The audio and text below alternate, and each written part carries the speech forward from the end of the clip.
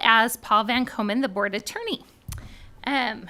Thank you for joining us. I am Nikki George, the board president, and I'll be conducting the meeting this evening.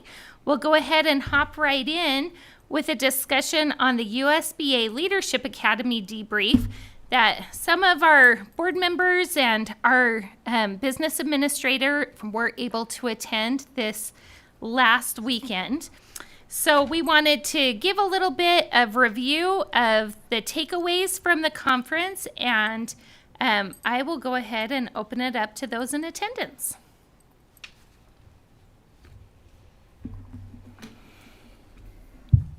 Want me to go? Sure. So it was a really good conference. One of the things I really liked was the, keynote speaker from the president of Snow College. And she was talking about how innovative they are and how they're on the cutting edge. And she said that there's a couple things that they're going to do now new at Snow College and Salt Lake Community College and probably other colleges. And one was that they're going to start moving from knowledge-based skills to soft skills. And I thought, oh, that's Portrait of the Graduate, right? So, and then I got to remember other three. The second one was, remind me what the second one was, it was moving to technical skills. So they're going to provide more things like JTech. And I thought, wow, we lead the way there. And then the third one is they've heard about this new thing out called AI, and they were they were going to start really pushing how to use AI at the college level. And in all three areas, I just thought these are not just things that we're doing, but these are things that we're leading the way. And it was just so really cool. And I did go to the AI course also with one that they presented, which was also kind of just fun because we are kind of leading the way in every single one of those aspects. But yeah, great conference overall, learned a ton.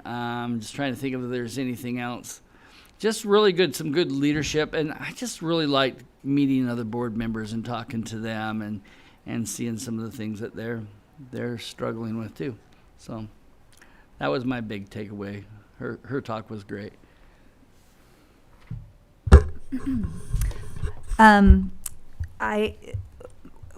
My biggest takeaway was how this conference increased the how much I feel it would be important for our board to do a board self-evaluation possibly every 2 years, especially now that we have our strategic plan and Portrait of a Graduate. And I hope that we can do that. And the Utah State Board of Education has a board self-evaluation on their website. And Nicole McDermott, the president of Granite School District, she talked about board retreats and how Shauna Warnick talked a lot about the board self-evaluation, but then when Nicole talked about board retreats, a lot of the their board retreats involve talking about the board self-evaluation, how their board is doing, how they can improve, and I just felt like that's a really good model for a board that wants to improve in how we serve all of our stakeholders. So I hope that we can look at that as something to do, is the board self-evaluations and really effective board retreats. And I'm not every year, but every other year. And I also really liked Linda Hanks. These three board members spoke in Ed Talks, which were the short, like a TED Talk, but about education. And she talked about navigating political landscapes and how to develop meaningful relationships with other representatives, other elected representatives. And while it's things that I already knew, a lot of it was things that I needed to be reminded of to make a better effort in cultivating a amicable relationship with our other elected representatives in the district. And I also really enjoyed Todd Hauber. He's another business administrator. He spoke about the WPU funding. And I mean, I thought I understood the WPU, but it was so in-depth and clear. I really appreciated learning more about the WPU, how it is more like a factor instead of the amount for every student. It's a factor for like a situation or something. I don't know if that's the right way to say it. It's the formula. Anyway, it was really, really good. I am so grateful that I was able to attend this conference. I feel like I learned a lot and ended the conference more motivated to be a better board member and push for board self-evaluations so that we can find ways that we can improve our services, board members, and our effectiveness. I'll go next. I'm really glad I was able to go. I was hesitant at first just because it was over a weekend for my son's birthday. But I'm really glad I took the opportunity to go. I learned a lot and appreciated USBA's focus, I feel like, on their, now I can't think of the word, not their catchphrase, what they focus on. Building better boards is what USBA is there for. And I feel like they did a really good job of emphasizing that in the classes that were provided. I will echo Lisa and Daryl in some of those things. And my main takeaways were just having effective board practices. Board code of conducts and handbooks were mentioned. Does your board have those? How often do you review them as board members? Having self-evaluations for board members and the board as a whole, I really liked. I think that would really help us focusing on students and our strategic plan and Portrait of a Graduate, and also just making sure we're aligning ourselves to these characteristics that we are encouraging our students to have. They talked about board cohesion. I really liked that, and that it doesn't mean that we always have to agree, but it does mean that we have respectful discussions and, stand behind the majority vote, which I feel like we do a pretty good job of. And having board retreats, I think, would help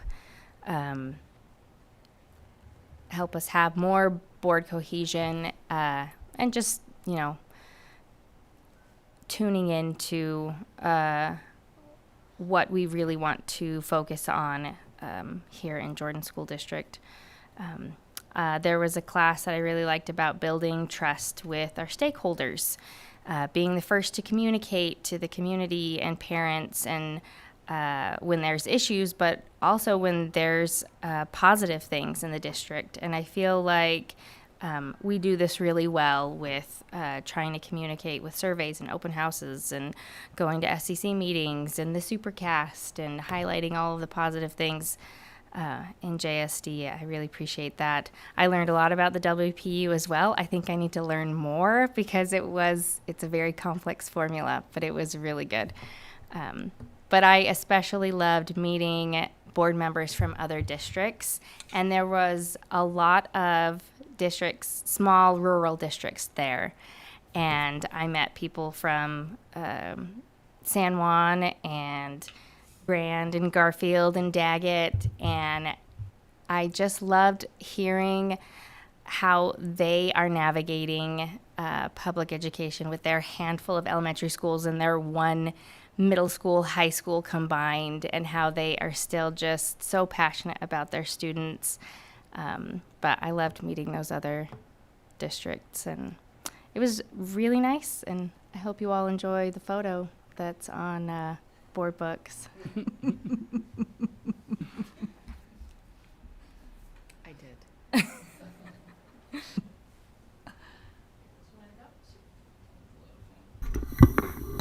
So are we just picking one, or can I? You just You- talk as much as you Okay. Okay. let it all out. I try to be a good accountant, so I took all my notes in Excel, and I have 121 lines of notes. I have 19 of them that I chose that might be good. I'll try to make it Guess quick. we are going to midnight. It was very good. I was very glad to be there. A great presentation by Davis School District Board on some items in that class. They did mention some things like a code of ethics they have and a couple of books that I also have. So I just figured I would bring them in case a board member wanted to borrow them. They talked about them. I brought all my other books too if somebody wants to go through those. I was quite pleased. A lot of the code of ethics, code of conduct things are contained in our ends policy. So I was quite happy about that, to see that there was a good connection there between the two. We may call it something different, but let's see. Talking about handling problems and referring things to staff to resolve problems. I liked an analogy they provided in one of the classes about ownership and customer service. Was very good. The state superintendent gave a presentation, and I thought it was quite fascinating. I didn't take as many notes on this one, but I missed the areas. But she said that Utah performs better than all the other states except Massachusetts and Department of Defense schools, which was great to hear. The Legislative Auditor's Office came and they presented, and so some of the board members that weren't there, I got a copy of that report for you, so that's there. President George asked me to be sure you got one, so that's why it's sitting there. All of us got one at this meeting. Fascinating read. I will say that when I first heard about this and got it, I was less than enthused, but after reading it, was quite pleased. It seemed like a decent document. John, Yeah. what does that mean that Utah performs better than than all the other states except Massachusetts and DOD? I wish I had more notes on that.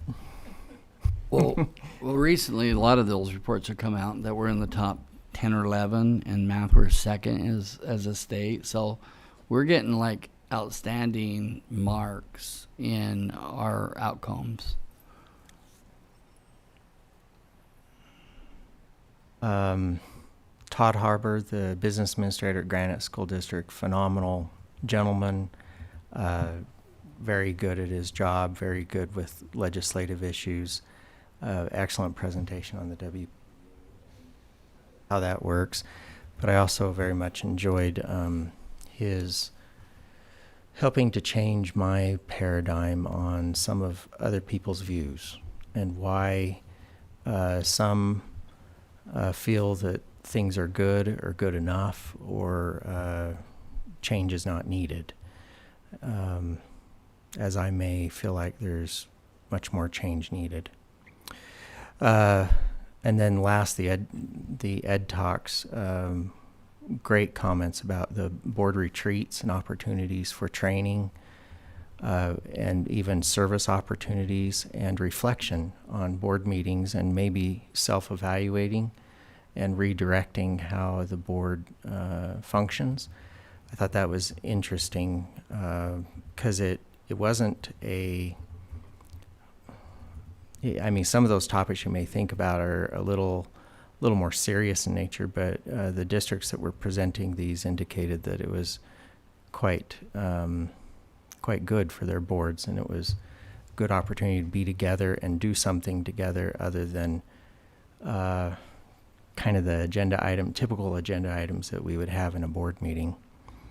And I thought the training opportunities was an excellent idea at that point as well, because there's a lot of mandatory trainings and things that board members need to do.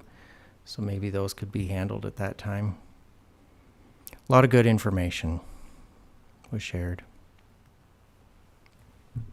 Thank you. And thank you to each of you who took the time out to attend. I know that that is a sacrifice. I hope that it felt worthwhile. I learned a new word when I attended, and I'm going to attempt to pronounce it, but it's pareidolia. Does anyone know what that word means who wasn't there?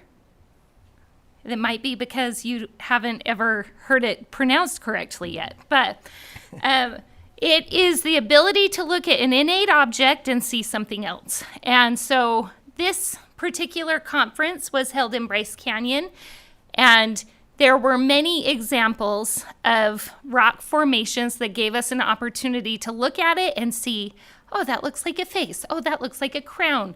There were opportunities everywhere. And that application was made that is similar to our work as a board, that as we move through our experiences in schools, in the community, in the world, that we have opportunities to really see something different, ways that we can affect change in the lives of students in Jordan School District. And so a lot of the time that I spent, I was trying to think about, well, what's the takeaway? How does this apply to my board work? And how does this apply to the way that we can change our practice to become better? And I will echo many of the things that were brought up. The first one is change the way that I look at the way that we're funded. So Mr. Haber, who's already been mentioned, who spoke about the WPU, mentioned something that helped me to see from the perspective of our legislators, which is that they fund education. 51% of their budget goes to education. That is the highest percentage of any state. So while we like to say, we're the bottom per student, they're saying, but we're the top in our budget.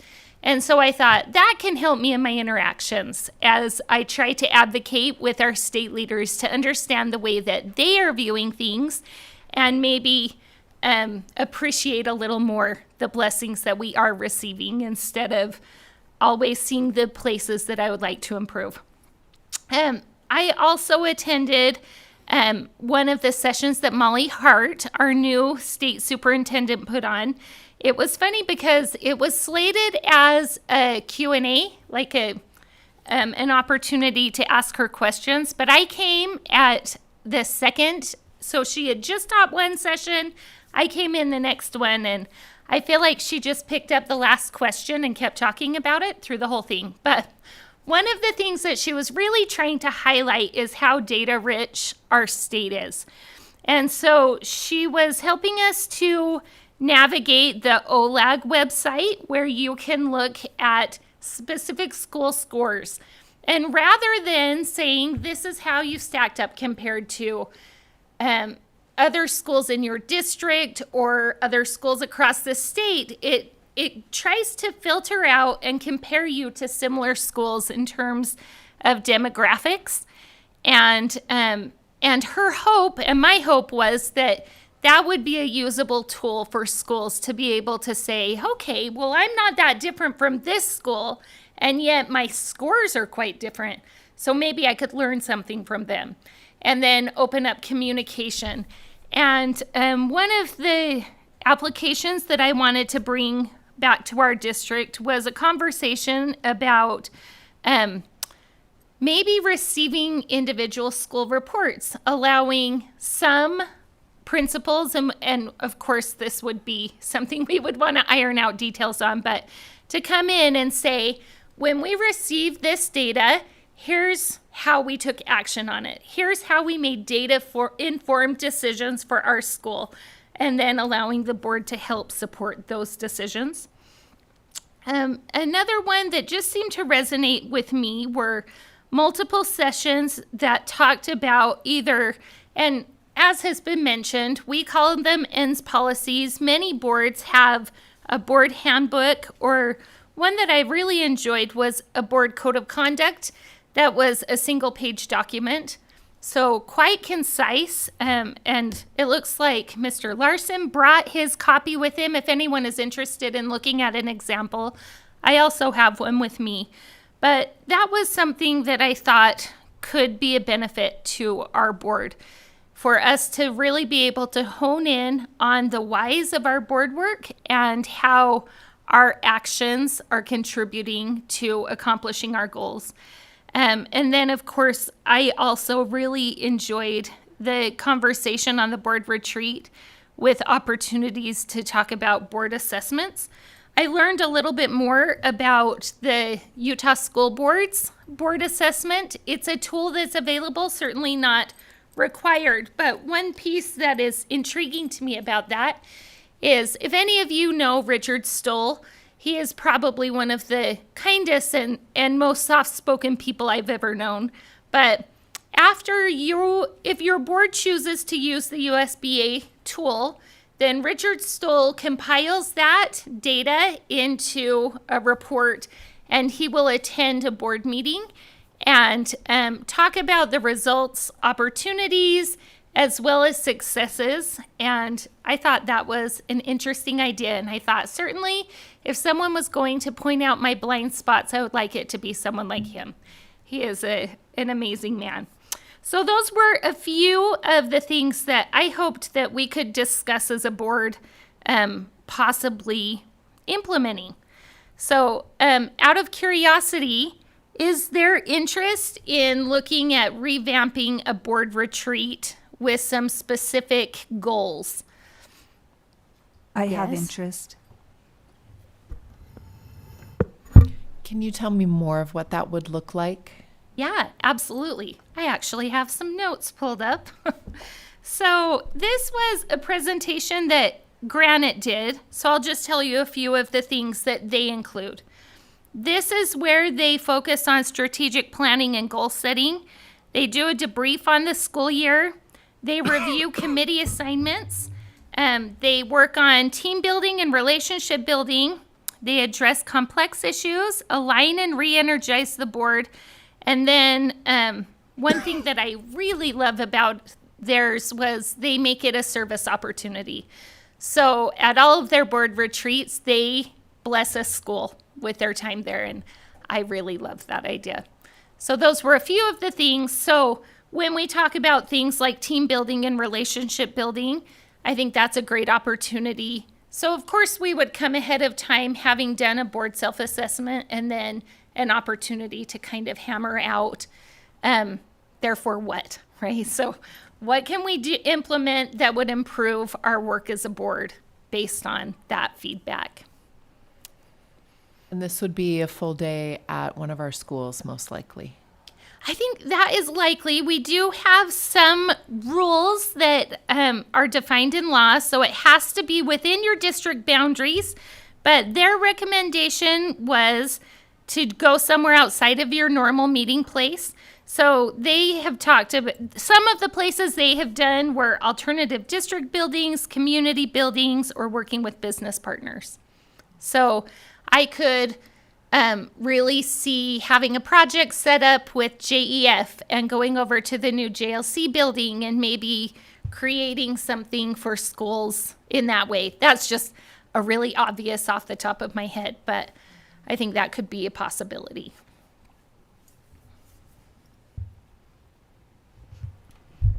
And I don't know if you mentioned it, but a couple of the things that I really liked that Nicole mentioned were part of their retreats were a debrief on the school year. And I think that's nice. Every board member can kind of speak their piece on the school year and addressing complex issues. And anyway, so. So, and just by way of history, our board has traditionally had a board retreat. This is the first year, at least in the time I've served on the board, that we have not. But over time, our board retreat had kind of morphed into, we'll meet a few hours before our regular meeting. And it started to evolve into something that felt a lot like a good excuse for a longer board meeting. I think that is maybe why we ran out of steam this year. And so I think in order for a retreat to be a successful experience, we need to have some intentionality, some specific goals that we don't address at a regular meeting, but something that we return to every time. I thought Mr. Larson's ideas of maybe checking some things off of is it called Power Up now? I keep getting behind on all the names of the board certification program, but things like that are a little different, that help us actually to complete something that's on our ever-growing task list. So that's something I would really like to maybe form. The way that I've thought about it is, I wonder if we could form an ad hoc committee that would prepare a board retreat and include some proposals on board self-assessment options that then they could come back and present to the board. And that's just one pathway forward, but I wanted to gather interest on the idea. This is an open meeting. Is it recorded? Is it all? Yeah. Yep, it's noticed and recorded.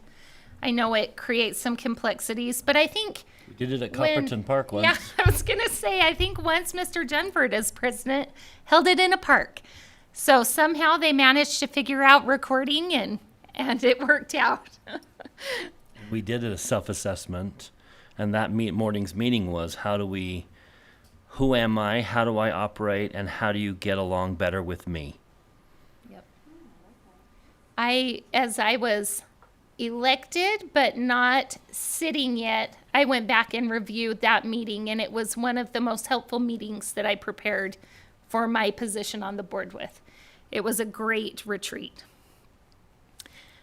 I was just going to say, it does depend on what you're doing at the meeting as to whether or not it constitutes an actual meeting. So there are ways, it just depends on what you're doing. If you're just sort of doing general self-building exercises and you're not dealing with any relevant matter that's going to come before the district, it's not a meeting. But, if you're talking about specific issues, and so just be aware you have that option. I was thinking about our awesome Pro Start programs that we have at our high schools. Like, what a fun opportunity to get treated and maybe highlight a few students at the same time. There are a lot of ideas rolling in my head, but I'm only one person. So, I'm open to it. okay. I'm also interested. Go ahead, Bryce. I'd love to see it come back, but the problem wasn't desire or fatigue. The problem was scheduling. It got to the point where this board just couldn't find time in the summer to be together. And maybe summer's the wrong time. We could consider that. The problem with the regular year, though, is we all have jobs, and so, well, maybe not everyone, but I do. And but I'm not saying that I couldn't work around that, but it adds a complexity. I think if it's important enough, we'll figure it out. Maybe we do it for a shorter amount of time if schedules don't permit more time. I mean, it would have been good we canceled the meeting last time. It would. Make You don't want to it throw it impromptu together, retreat. but I think there's time even in our regular schedule if we can plan our agendas correctly. This is an interesting year because this is, if I understand it, Anthony, this is the year we switch from the old ends in terms of evaluation of the superintendent to the portrait of a graduate new ends. Isn't April the switch? Yeah, I think it'll be next year that I've had a full year of Portrait of a Okay. Okay. But that's a major transition to walk away. We've been evaluating the superintendent on this standard, and now we're going to evaluate him on this standard. One of the main motives for that meeting in the park was that was the very first meeting with Superintendent Godfrey. And we wanted to include him in how do we work together who are you? How do you operate? What's your mode of thinking? How do I work with you? And then give us a vision of where you want to take this district. And that was one of the best meetings I've ever attended for that very reason, to hear from a superintendent saying, here's my vision of where we're going. So it would be an appropriate time at some point as we transition ends policies. We've made the switch, but he is not being evaluated by them at this point. At some point, he's going to be evaluated by the new ends policy. Be nice to give him a moment to say, here's how I see the switch from my perspective. That's a great point. I can put myself at the exact picnic table and exact spot on the bench. I remember what you were wearing. Yeah. I'm open to discussing a retreat. I was just thinking, yeah, I don't know that I've been involved in one. Have I? The last 3 years? No. Well, we did the one at the elementary. Yeah, so you would have done one. Do you remember we had like a popcorn bar? I do. Okay. Okay. So one maybe. I remember that one. But as far as these ideas of evaluating ourselves and how we can work together better, can someone give? I think we work together pretty well. Can someone give me some examples of what other districts are struggling with, or what are some possible topics that we might discuss? Personality styles, making styles. Also, I think when I've gone to, are you talking about like board self-evaluations? Or, so I've gone to several classes at different conferences I've gone to about board self-evaluations. And I have not looked at the USBA one, but the first class I went to the first year I was on the board that got me really jazzed about it, it had a lot of just how each individual board member felt about a bunch of different things, and then how that board member thought the board reacted to different things. And some of those were what priorities out of a list of priorities the specific board member had, like special education, and then more specific questions about that, or behavior and more specific questions about that. And just the data that came back was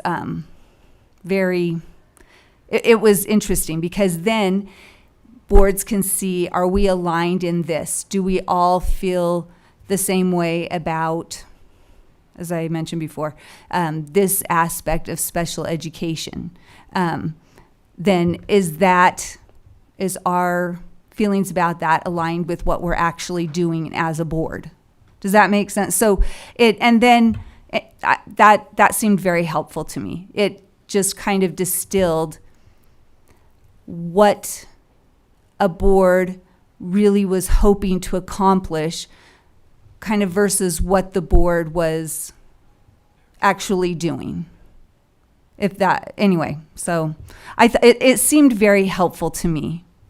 But So I think of it similarly to doing our evaluations for superintendent and business administrator. It's not a gotcha, it's a check-in, a review. Well, let's be specific. How do I feel we're doing here? And there's a list of topics. And then maybe we don't know what we don't know. We might think things are great, and we might be sitting next to someone who is leaving frustrated, who feels like they haven't had their issues heard. So that's kind of the idea behind it. Did you write down the Christy Sweat quote? You quoted it to me right after. I was like, did she write it or not? It's in my other notebook. Anyways, it was just something to the effect of, and one of the most effective things that we can do as a board is be open to recognizing. I'll always wear my blind spot pin, Dr. Godfrey. That's what I think of all the time is, what are my blind spots? What are the things I'm doing that I don't realize? So I can just speak for myself. I think that and Bryce and I have been on here for a long time, I think there's been times on the board that where we're going and what we were trying to accomplish was a little bit more crystal clear than it is now. And I don't know if it means that those were critical times that we had to be crystal clear because we were making some huge decisions, or I mean, I feel that we all work really well together and we make good decisions in that, but I don't see that I don't see it as clear as I saw it in the past. And that could be my fault too. So maybe that's what I'm missing. I don't know how to explain it, and Bryce might feel different, but. So let me ask, is the best way forward to have an interested group form an ad hoc committee and then come back with a proposal for what a board retreat could entail, including whether or not we would want to look at some options for self-evaluation, as well as a proposal on dates and content covered, like an agenda for a board retreat? I would be yeah. interested in helping with that. I would too, unless somebody else would be more interested. Great. I'm also interested, And- obviously. And honestly, I feel like wherever an individual is in their life, there is always room for improvement and always space for self-reflection and reflection on the group they are in and how can we improve? How can we move forward in a better way? So I think even if that group or individual is doing an excellent job, I think there's always some room for improvement. And I think that a self-evaluation and retreat could help us set some clear goals individually and as a board. Okay, so, One more thing. oh, please. There used to be somebody on the board that was really kind of didn't like the word retreat because it does make this idea that we're going to Hawaii. Lounging with a drink by We're a going to pool. Hawaii or something, and some taxpayers kind of get nervous with that word. But I don't know if there's a better word we can come up with. I love like strategic planning meeting or something. Retreat to me, and the board member I'm talking about is me, but retreat seems like we're going to Hawaii. We're going to sit around the pool and talk a little bit. And this is a strategic planning meeting. I don't know if it matters to anyone else, but it does send this message that we're going to go have fun instead of go to work. But anyways, Maybe the committee could also come back with a title proproposal. and if I'm the That only sounds one that feels that way, then I'm okay. No, I think it's great. I agree. Why Because I asked what retreat does that also look means like? going back. You know what I mean? Retreat is going back too. we You know have to what I stay in mean? our district, so there's not that many great Hawaii places I to mean, go we to. could go to Daryl's backyard, which is almost as good. No, not quite. But anyways, All right. strategic planning or something. I think you guys can figure it out. And if it ends up with a retreat, I won't object. Okay. Great. Can I make a motion Sure. that we form an ad hoc committee for the purpose of defining the agenda of our board retreat and possibly coming up with a new name? Members of that committee being Nikki, Lisa, and Aaron. I'll second that. Okay. We have a motion to form an ad hoc committee, including Ms. Dean, Ms. Barrow, Ms. George, that we, this ad hoc committee will work to create a board meeting and a name for said meeting, as well as an agenda for a board retreat. That was a terrible summary. Did y'all get it? Okay, all in favor, say aye. Aye. And any opposed? Okay, we will go ahead and get that going. Thank you. Okay, let's move on to agenda item 1B with Mr. Godfrey, or Dr. Godfrey, substitutes for extended counselor absences. Thank you. I just want to talk about the possibility of extending substitute eligibility to counselors who are absent for 10 or more days. Last year we had 11 counselors in the district who were in that situation, either for FMLA or for parent leave. And what we find is that for less than 2 weeks, you can kind of cover as a team. At the elementary level, you kind of get by the best you can because you don't have other counselors. There's only one per school. But when it's an extended, when we're without a counselor for an extended time, then it becomes difficult, and there's an accumulation of needs that go unaddressed otherwise.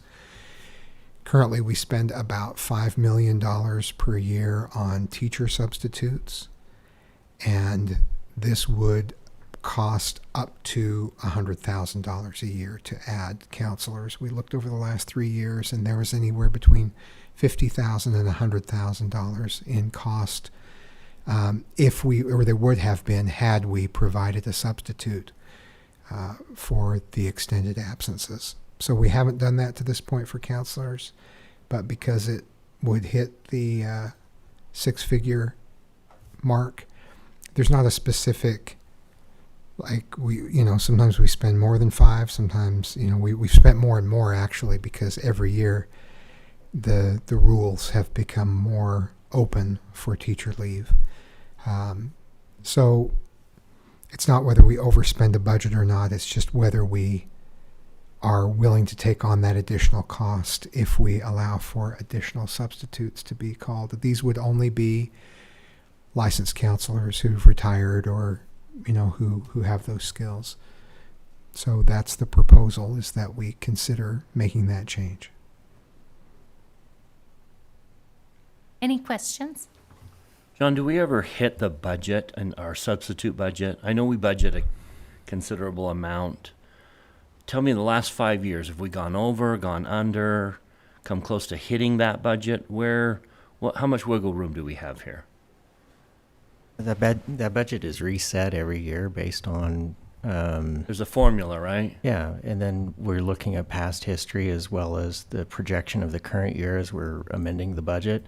So we amend it so that as you get to June, you're meeting where it goes. So we're How close We're has there. the amended budget been to the original budget?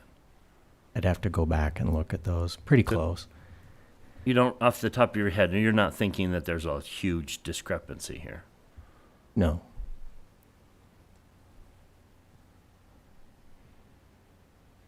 Would the substitute counselors fill the full scope of what counselors do that are on leave, or would they just do part of it? Meaning they would still do individual work, not just group work.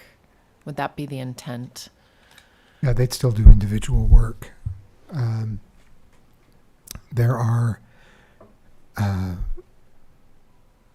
most of these longer term absences would be planned. Not all, but most would be. And so you can kind of hand the baton on the individual work. And also there's a student coming in crisis, and now there are 5 people to help instead of 4, or 8 rather instead of 7. And so, yeah, they do all of the work of a counselor. And they would be paid like a teacher substitute would be, same amount. Where do we pull them from? Where are they employed normally? Some of them are substitute teachers. Some of them, Counselor credentials. yeah, they've been teachers before. They're counselors. They retired. So, but we would actively recruit retired counselors to substitute.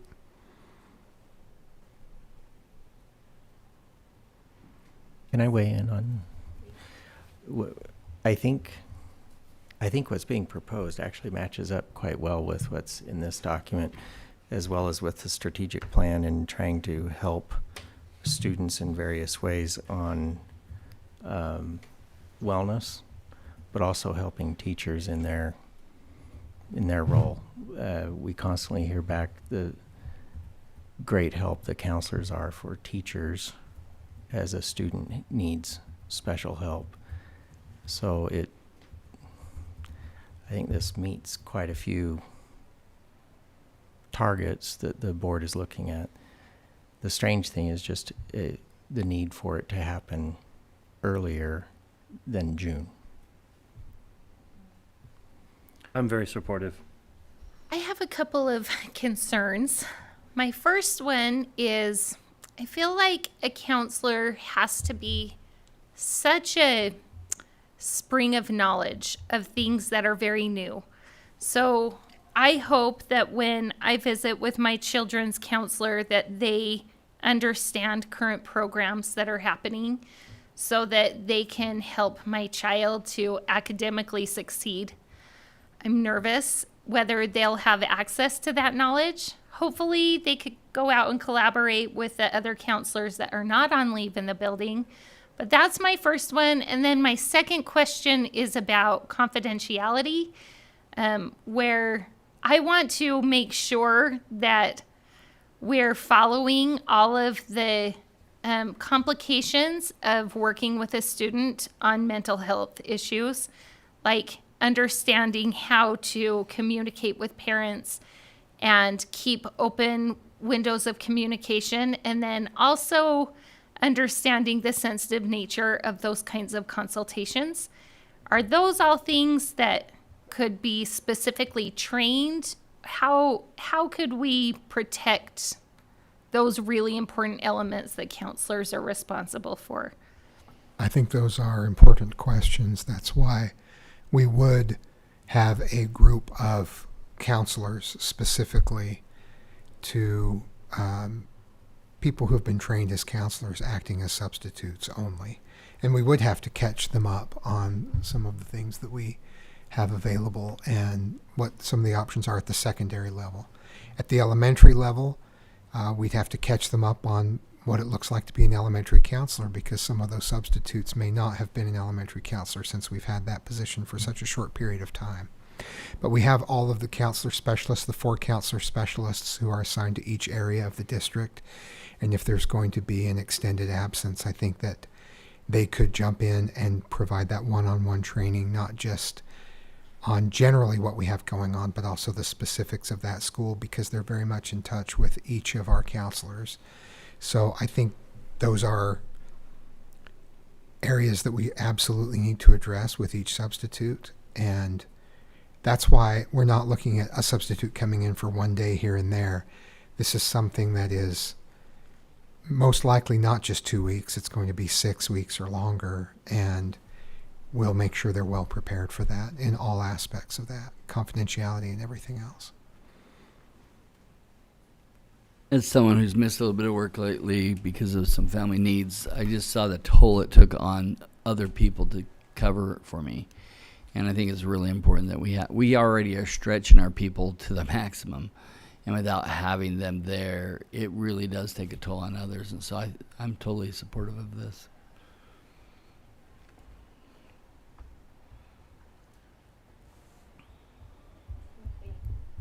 So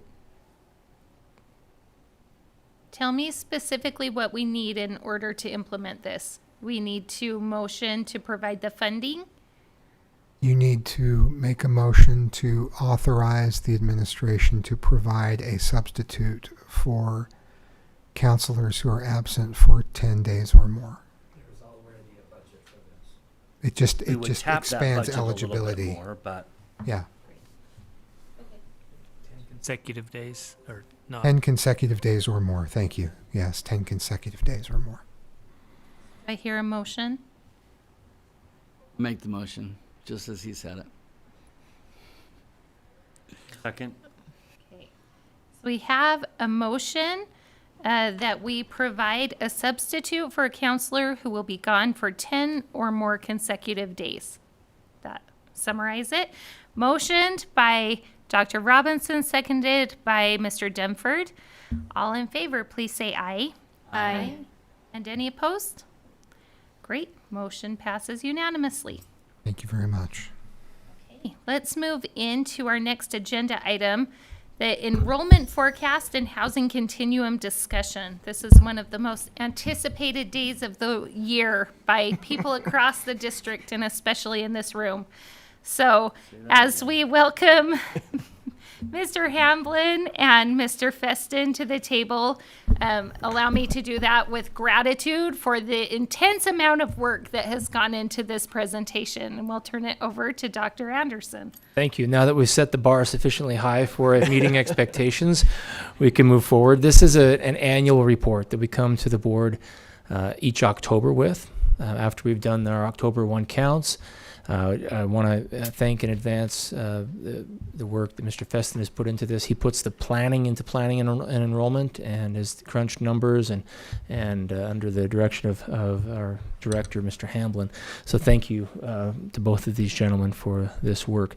This really represents a continuation of a lot of the discussion we've been having over the last several months about our enrollment trends in the district.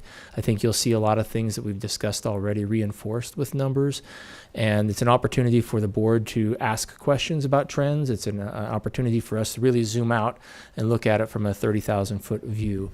This presentation will also be basically two parts to this presentation. The first is the enrollment forecast report, and then coupled closely with that will be this will be the first time we do this report, but if you'll recall, a couple of months ago, the board set forth some trigger points, some standards in which we'll evaluate enrollment growth or enrollment decline in the district. So we'll cover both of those aspects in this presentation.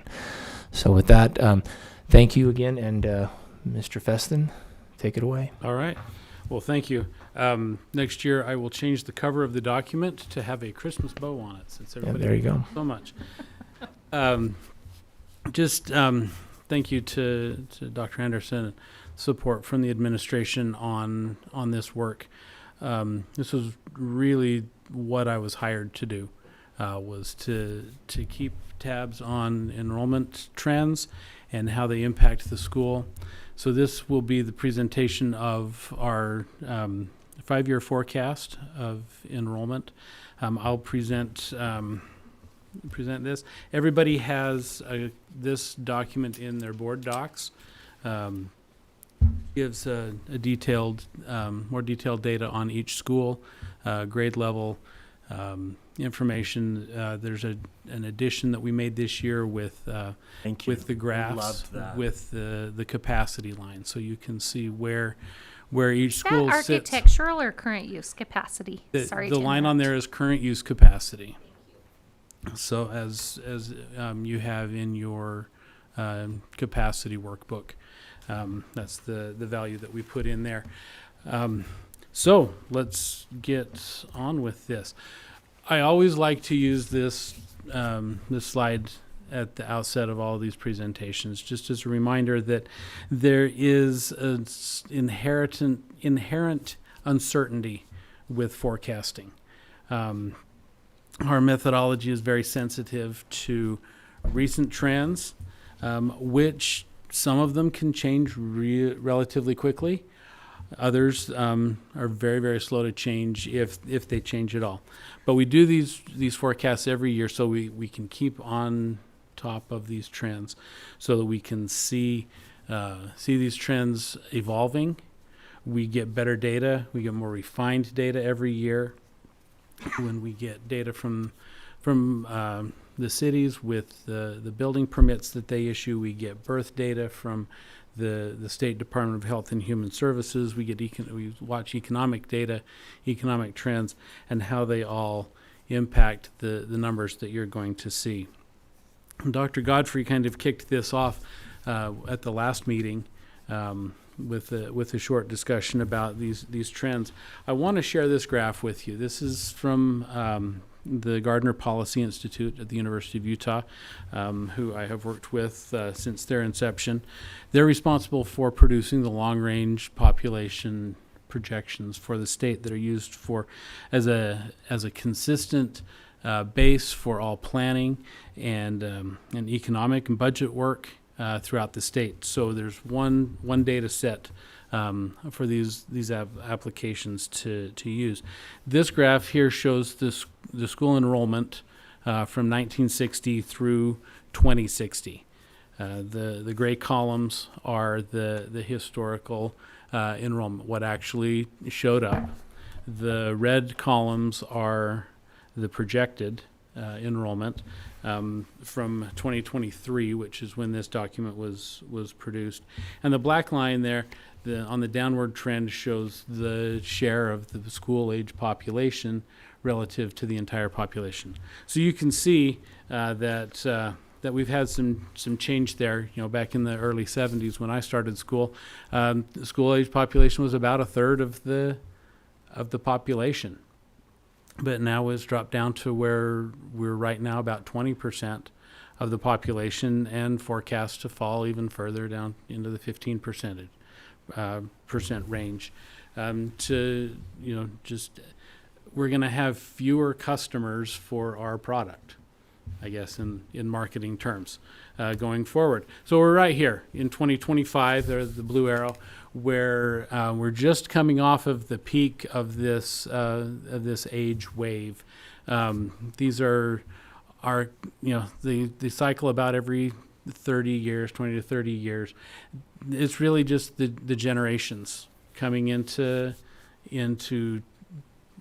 childbearing years start to have kids.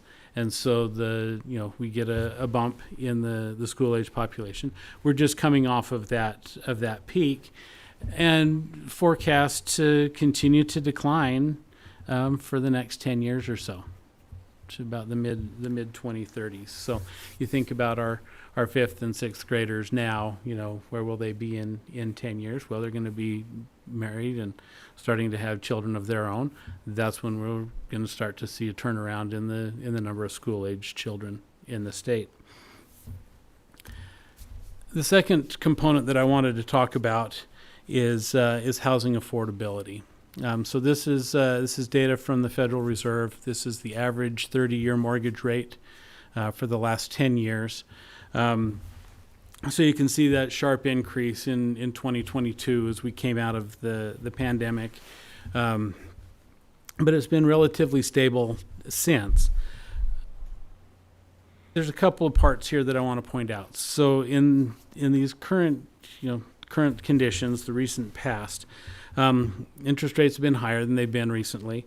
And this impacts things like construction costs, borrowing costs for those who are looking to buy a house, especially young families who are, we depend on moving in to continue to fill our schools. It also impacts the ability to move out of your starter home and into a larger home.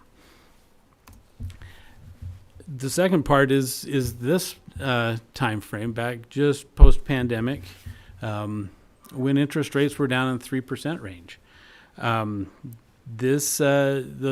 Those who were able to get a mortgage at this time, they're really hesitant to move.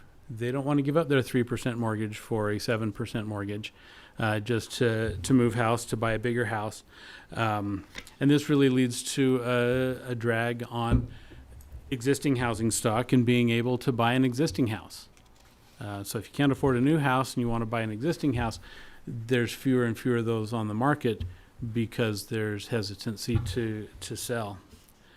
Now, I threw this slide in here for some context. So the circled area is the graph we just looked at. This goes back to the early 70s, back when interest rates were 17.5%. So looking at this, our current interest rates are actually really more closely aligned with historically what has been the average. So what can we take from this? We can, things are going to change, but we may be here in this new normal for a little while, just as that trends towards the average. So one of the other pieces of data that I look at, and I look at this every single week.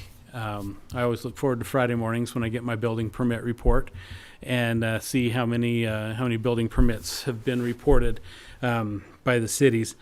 You can see that orange line up pretty high up until the end of the pandemic. About the time interest rates went up, our current residential building went down. So right now we're tracking about 850 or so units under construction right now. And that includes a couple of apartment complexes, apartment buildings in the district.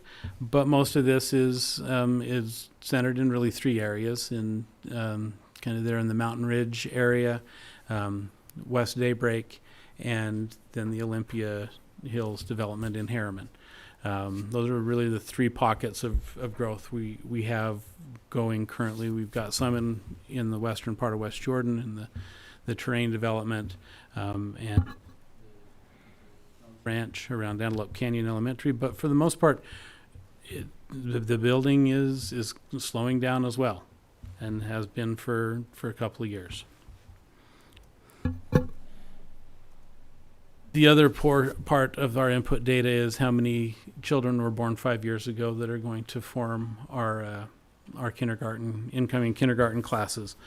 We get this data by zip code from the State Department of Health and Human Services. We have 8 zip codes in our district. The one on the far left, Copperton, has so few births that this year they actually redacted the data.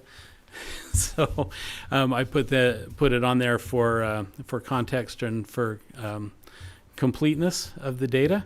But looking at the other zip codes in our district, most of the areas are going down as far as the total number of births that are occurring in families in those zip codes.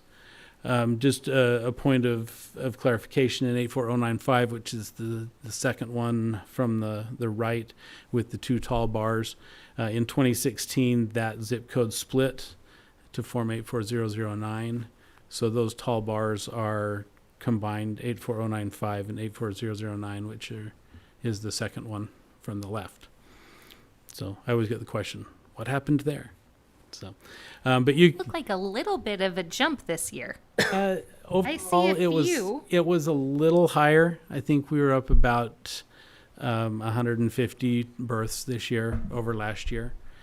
But we're actually, as far as total numbers district wide, we're staying fairly stable, even with the population growth as a whole. So the 200,000 or so folks that live in our district now are having the same number of children that the 100,000 were having 10 years ago. Does this just factor births, or are we seeing students who we lose them into charter schools or homeschool, or is that factored in there? It is. Thank you for asking that. We track the number of births, and we also compare that to how many students show up in our kindergarten class 5 years later. Okay. For a long time, that was steady at right around 80%. Over the last 2 or 3 years, that's dropped down to right around 70%. So we're seeing these students. Well, we're not seeing them. We're seeing them not show up. To go to charter, they go to homeschool. Do any of go to those kids private. trickle back? Are you seeing any trickle back? Because I know with my own kids, they seem to want to homeschool for kindergarten and first, and then they realize how hard it is and they come back. Yeah, we haven't seen any real appreciable numbers of that. We thought maybe after the pandemic we'd see a bunch of first graders show up that weren't in kindergarten, but that didn't materialize. We just aren't seeing appreciable jumps that we could pin on that. So if they are coming back, others are also leaving Others are because there's so leaving, many yeah. more opportunities to learn in different ways. Thank you. Yep. So it was 80%. Now we're at 75. Now we're down around 70%. 70. 70. Yep. If it was 17, we'd be in trouble. I thought you said 75. I thought it was better. Okay, yeah, 70. All right, so what I've just shown you sets the table for these next slides. So I'll present these numbers and then turn the time back to Dr. Anderson to walk you through the individual schools that we've talked about. So here are the district level enrollment forecasts for the next 5 years. Our October 1 number this year was 55,373. And we are forecasting that to decline to 52,788 in the next 5 years. The blue portion of the column is our elementary schools. The red is middle schools. The green is high schools. So I did the math there for you.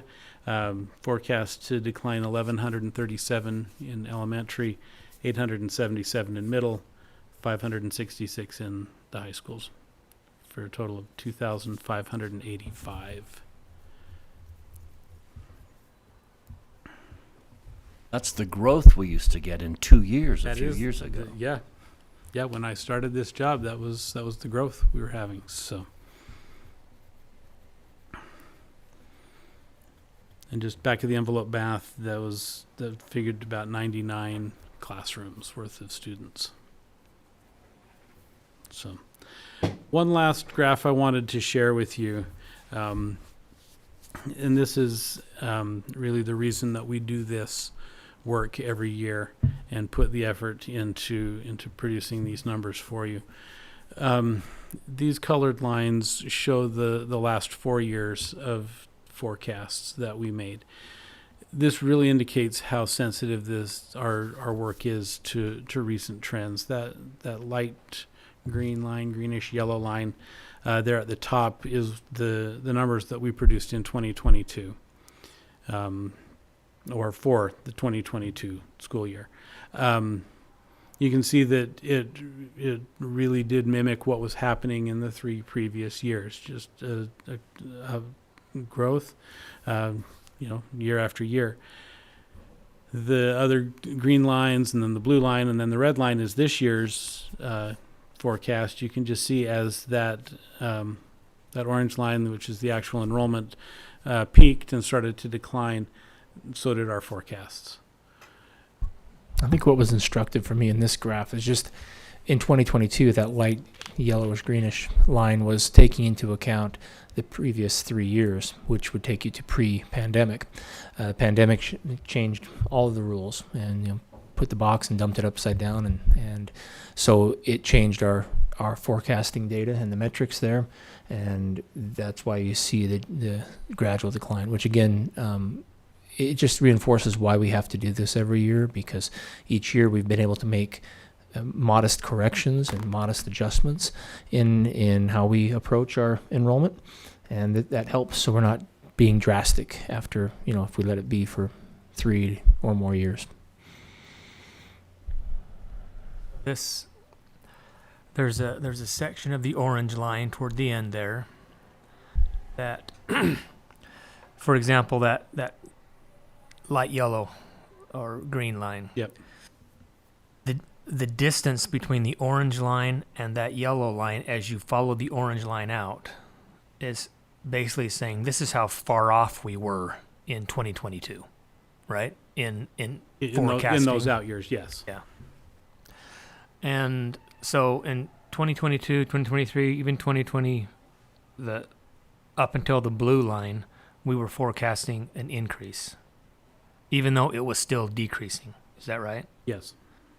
Now, the blue line and the red line are indicating we're forecasting a downward trend. Yeah. Correct. Yeah. At the peak, and now even the forecast is showing that. If you look at the beginning point of each of those colored lines and compare it to the same point on the orange line, so 2022, the yellowy line, the distance between the beginning point of that line and the orange line is really how far off we were for that first year of the forecast. And you can see as we've gone forward that point gets closer to that orange line. The issue with the 2022 forecast is that was the first one we did after the pandemic, and we really had no, all of the trend data was skewed because of what happened during the pandemic. The massive number of students that checked out to go to homeschool, we didn't have any idea how many were going to come back or when they'd come back. And so that, I'm going to put an asterisk next to that line because of that. But,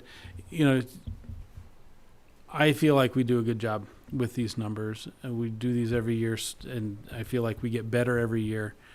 Really, the purpose of this data is to give this body, as the decision makers for the district, good data to make good decisions on. Yeah. Please don't take my comment as a No, criticism of the work. No. I understand forecasting is difficult. But let's take that middle green line just above the blue one. Okay. What is it about that forecast that made it not accurate, basically? I mean, did we overestimate the number of, well, I mean, we had the birth data. Did we overestimate that would continue? What aspect of the process wasn't accurate? Can I go back a couple of slides to answer that question? So when we did that forecast, see if I can get my cursor up here, if you can see that. This is about where the residential construction was sitting at that point. We really hadn't started to see that downturn yet. So the forecast was saying this trend is going to continue. We're going to continue to build. We're going to continue to have lots more students coming out of those new built homes. That's the driver for the upward trend in that line. The blue line was done after we had bottomed out with the residential construction, the new homes, and so that impacted the district level forecast pretty severely. Yeah. So I guess my takeaway is we have the most current data we can get, and we have to make educated guesses as to whether we think this is going to continue. Is that kind of the general assumption, is that the data we have now, we're assuming that it's going to continue like this? I think we have to. Yeah. You You can't guess whether.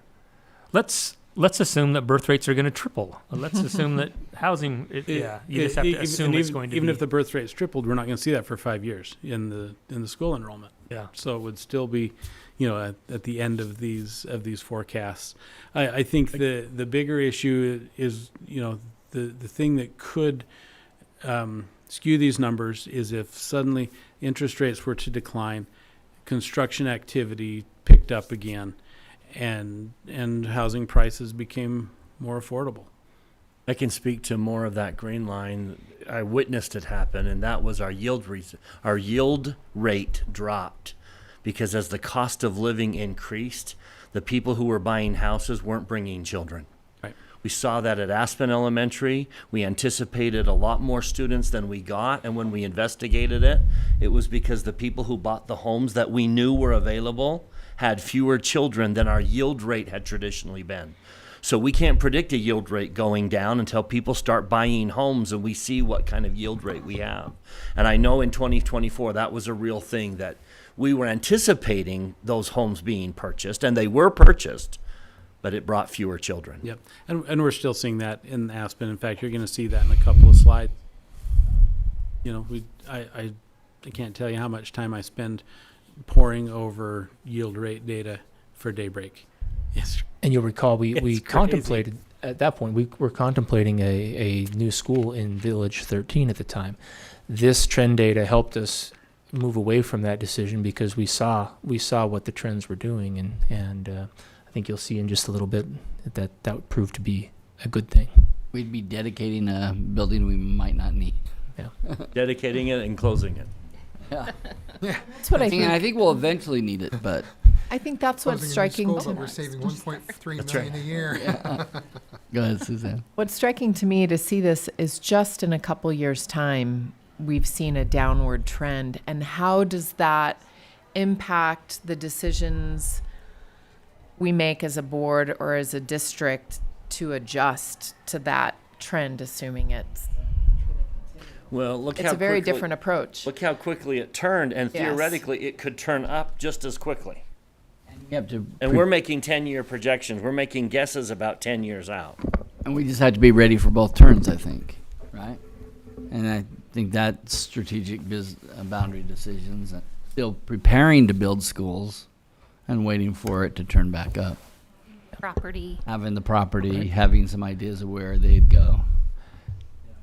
I've been working with the developer out at Terrain, and they send me a quarterly report of what kind of families have purchased homes out there.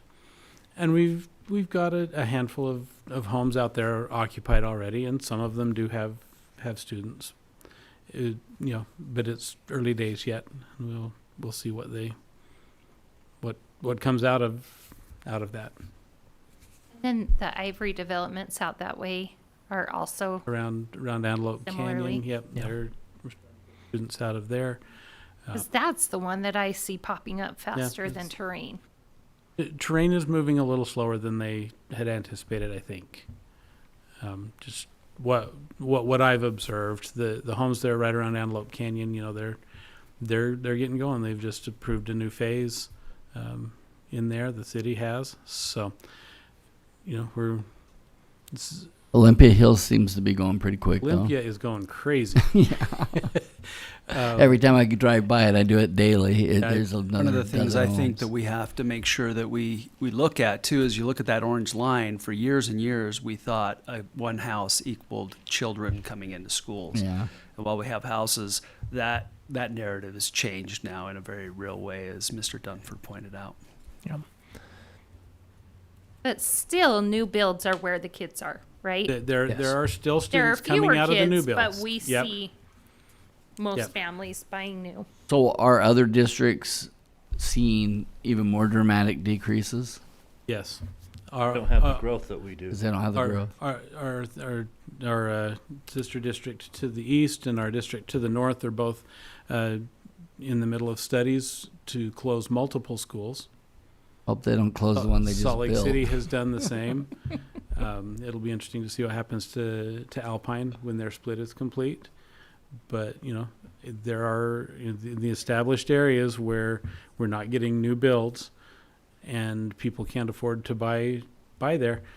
Those are the areas that we're seeing declines in our student population. And Dr. Anderson's going to get into that a little bit. And in your document, you can look at those schools and see what's happening. Our large sixth grades, our fifth and sixth grades are leaving our elementary schools and not being replaced by a comparable number of kindergartners.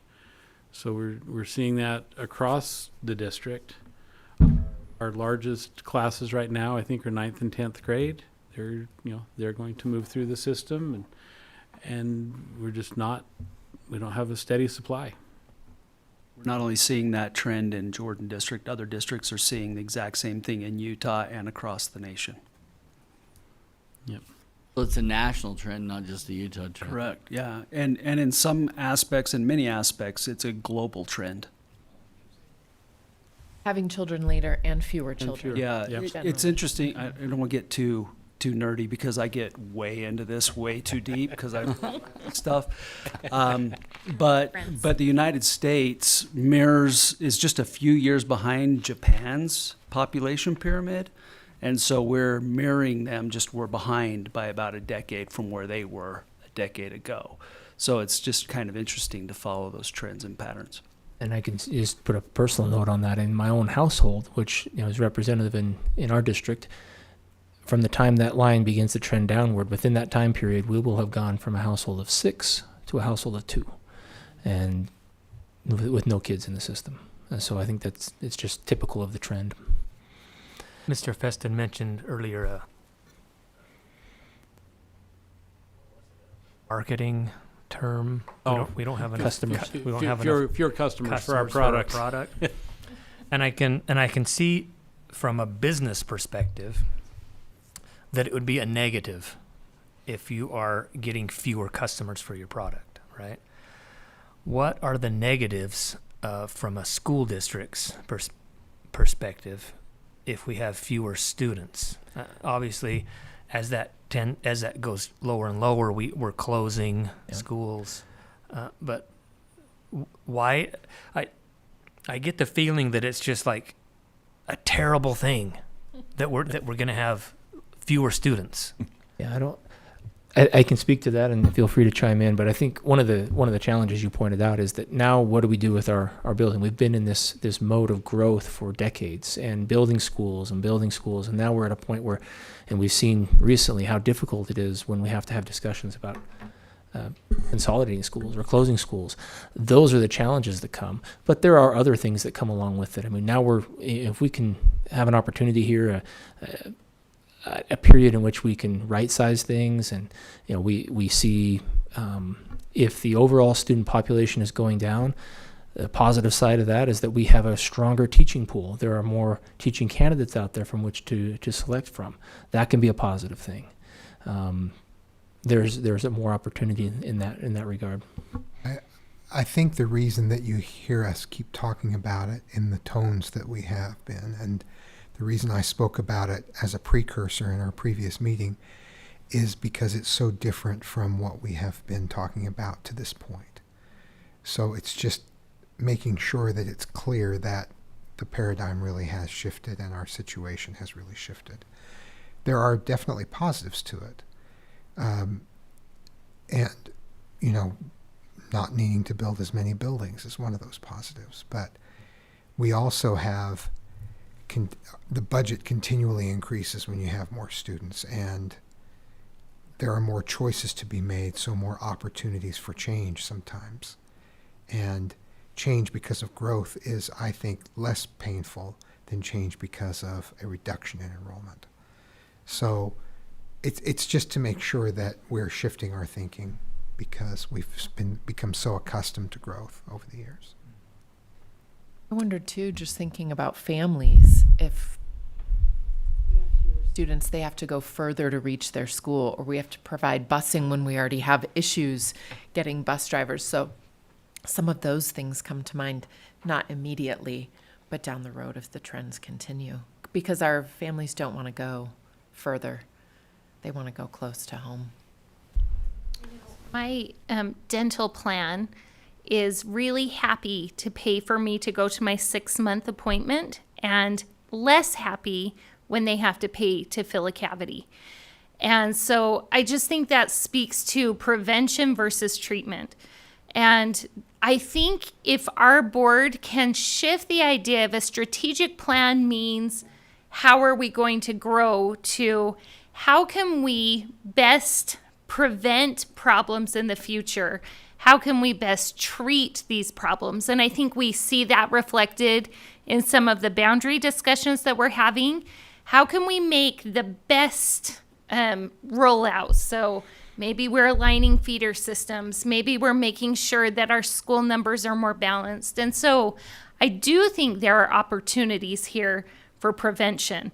And it's just a mind shift to say, well, we're not doing anything. It feels that way when you're used to doing everything. But now we have to think of a new strategy as a board. So, and that's, probably the next slide. What do we do? And that's that crystal clear that I had early as a member of the board to this fuzzy thing now. Yeah. It's that we've changed paradigms, and I can't clearly see what we need to do in the future like I used to. Because it used to be easy. We're building a feeder system. There'll be high school and middle school, and these are the years we're putting them in. And now it's like, I think this is going to happen, but I'm not sure. Isn't it funny? If your past self could hear you say that was easier. It would have been blown away. Yeah. One other No thing way. I wanted to mention along these lines was, you mentioned that at one point there were 80% of the newborns that we would see when they turned 5, Right.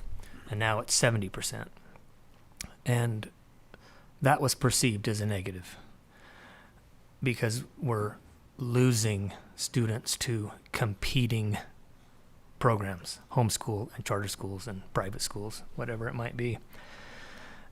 I don't like the idea of competition among government entities. Competition is fine in the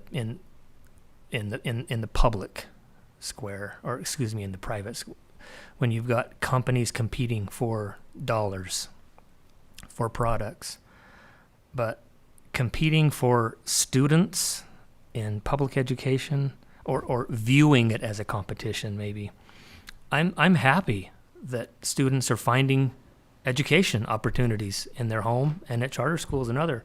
I don't feel angry or whatever. But they that- created this as competition. that That's they the didn't. words they use is we want competition. But I don't like that as a board, to view it as a competition. That's how it was designed, though. That isn't how, in my mind, that's not how it should be. That we should be grateful that we have multiple educational opportunities, choices for the children of Utah. So I don't like, The idea of a competition really wasn't to pit one against the other, but we want to raise our standards so high that people choose us. and that's the fine. competition that they want and what I want. But I want people to viewing it pick as a us. negative from 80 to 70, oh, that's bad. We're not doing something right.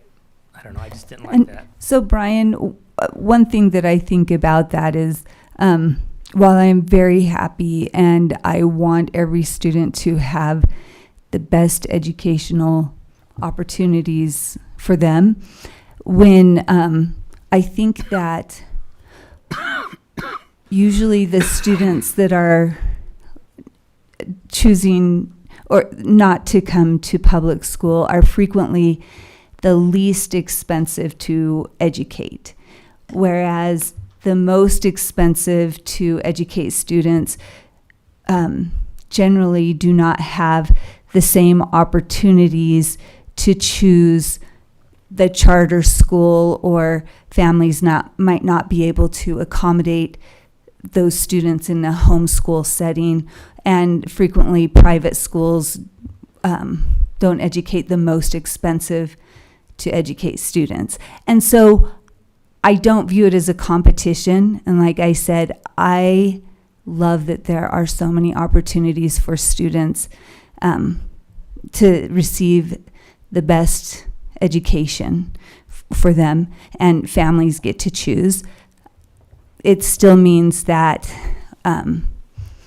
public schools still have the most expensive students to educate, with possibly fewer dollars because the least expensive students are not coming, and so the funding from the state does not follow them to the public schools. So I'm not trying to compete, but sometimes I do feel a little wistful about losing public school students because it comes with some loss of funding where we still have some very large needs. So I'm not trying to compete, but I do feel wistful about it sometimes, about the funding.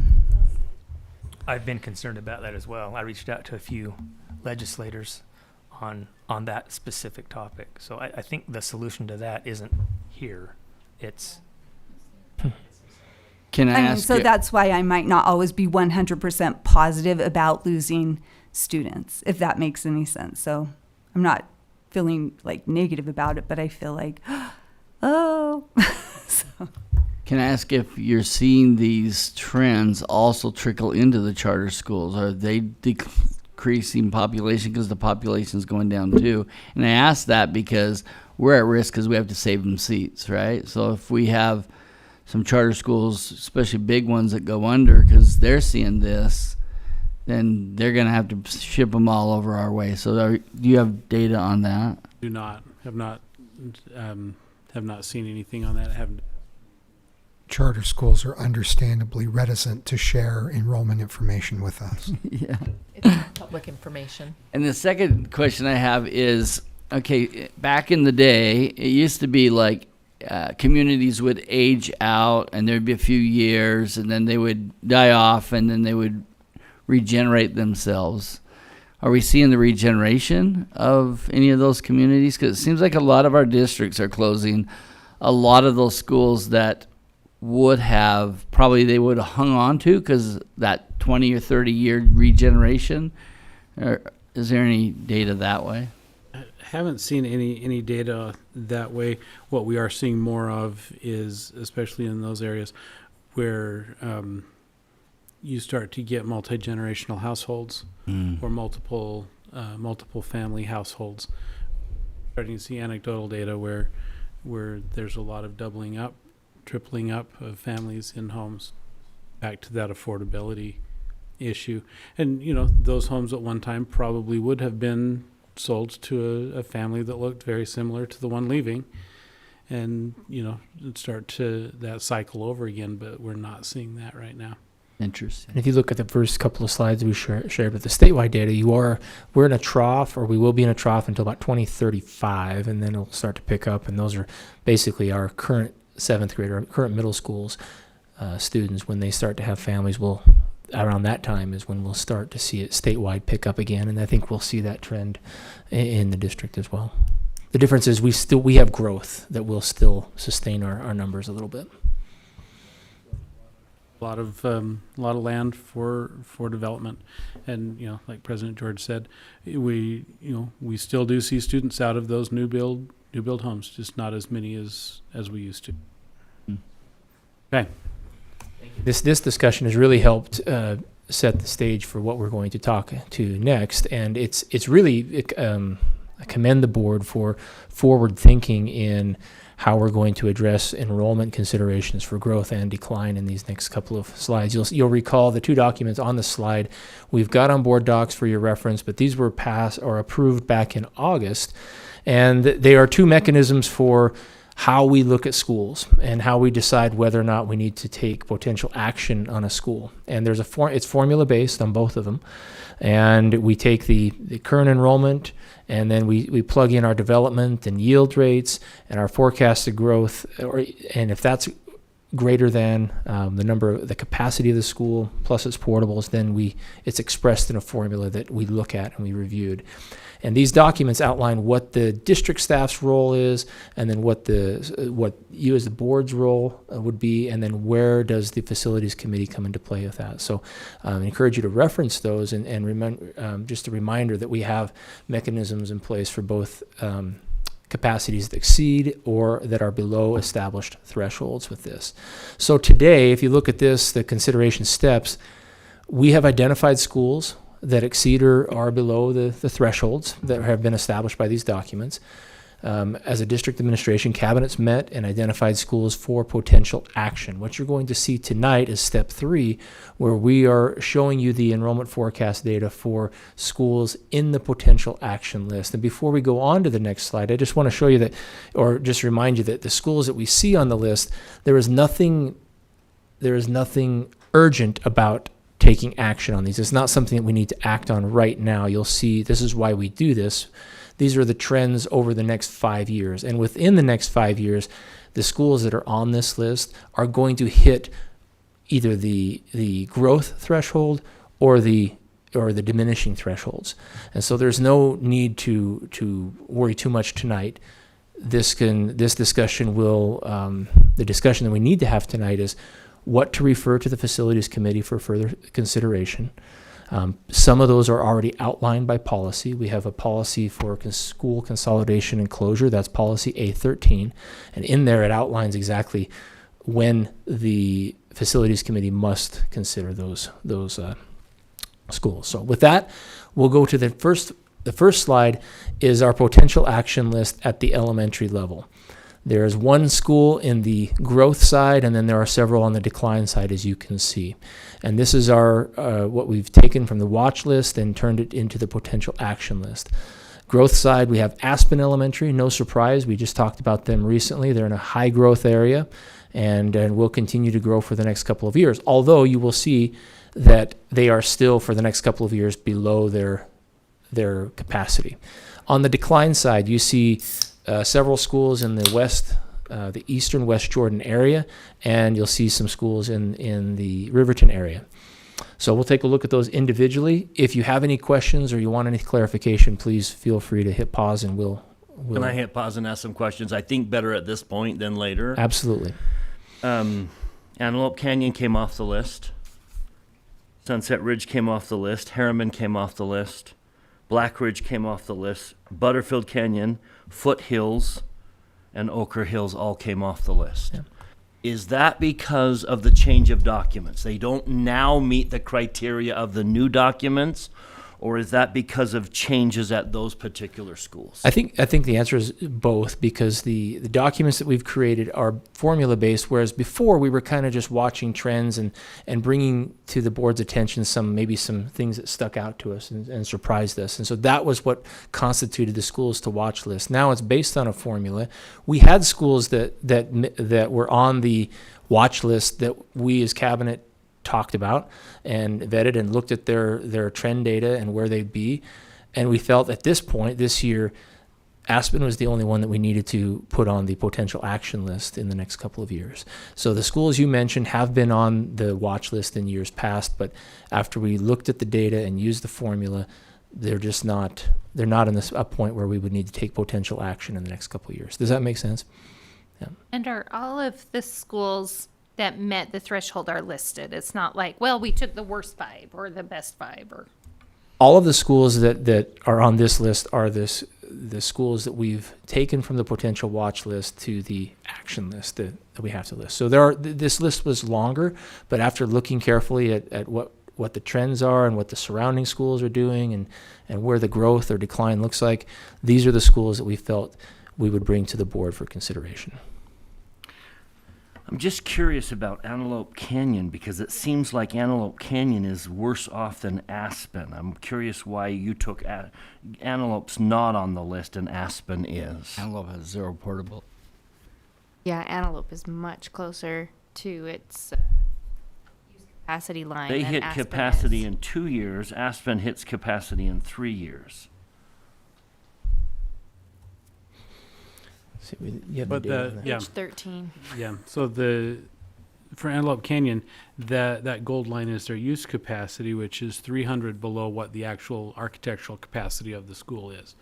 So with some internal changes that the principal could make as far as room usage, they can increase that capacity without adding a portable there, which would get them back up into their normal, what I would call a normal capacity number. I had a question about, I feel like, which one is it? I was confused by why Rosamond was on the declining list, because like I took the 65% below percentage that we've got on that, and they don't seem to be meeting it at all for the next few years. So I was just curious why they were on the list. Yeah, so the way we calculate that is within the next 5 years of their trend data. If they are going to be below 65% in one of those 5 years, that's how they made the list. And we put that on there just to illustrate it's nothing that we have to take immediate action on. But in that area, that pocket of Southland and Rosamond and Rose Creek, there's just is something to keep in mind over the coming years. It's more just an awareness. Okay. And what's the Southland? You may just answer this. What's the little program? Yeah, thank you. The carrot on there is because Southland has a dual language immersion program. And then you'll notice the asterisks. That means it has a district program there. The asterisks are those schools that meet the threshold established already in policy A13, which means they will in the next 5 years, they're forecasted to fall below 50% of their architectural capacity, and the schools surrounding them, which many of these touch each other, are currently below 65% of their architectural capacity. That's in policy, or has been, and that's why they made the list with the asterisks. Those are things that need to be by policy referred to the facilities committee. If, for instance, Southland doesn't continue to carry their dual language immersion, they could. If Southland Elementary didn't have a dual language immersion program, they would likely be they would have an asterisk next to their name because they would fall into the 50%, below 50% category. Capacities document, I'm not finding it. Have we pulled it? I don't think we pulled it off the. Not finding it. One on the No, I don't think we've main website. we've not made any changes to it. Yeah. I've lost my link to it.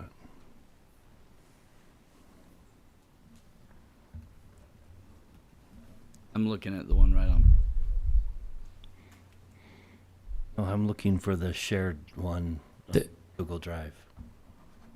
look into that. I don't know where, I don't think we've, Mike, can you help me understand with the net out of boundary students? Tell me more about that.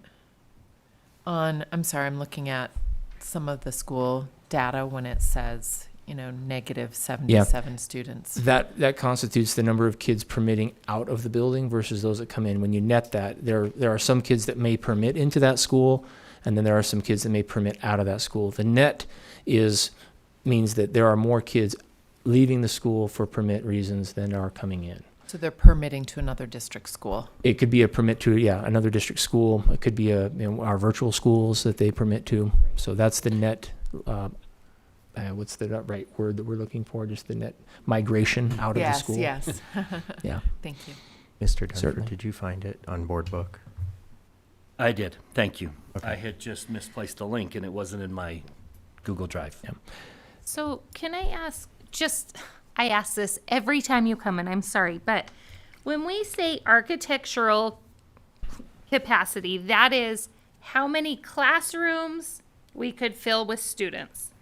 And then when we talk about current use, that could potentially mean they're using classrooms for a music class that later we could move, or they have portables. So current use could go up or down. Yes. But architectural capacity is just the building with no portables. Correct. Okay. And as to add on to that, for the formula that we use, the board approved the formula that says we take the architectural capacity plus 6 portables, because that was what the board determined was an acceptable way. So when these fall into that area, we're taking their architectural capacity plus 6, because that's what has been, that's for the growth side. That's why Aspen, they may not, do they have 6 portables, Aspen? Yeah, they have 7, right? 7, yeah. So just a caveat there. Yeah. You have to keep that in mind. Yeah. Aspen has 8 portables. But that's what's funny is we say 6 portables is the maximum acceptable, but we have more than 6 Right. portables at many schools. Well, because we have 250 portables sitting around that can be moved. So that's what people are saying in my community is, why do we have 11 portables when the architectural capacity, the students there are less than that? But unless we're willing to move all those portables to Yeah, an empty why move field, it if we don't have to? and they are being used. They're using for some pull-out classes and stuff, and so, and they're expensive to move. So I just told them, hey, they'll be moved. But Enjoy the space while enjoy you the have it. space. That is the good news of shrinking enrollment is we can now, We have 5 schools on wheels that we can move around. yeah.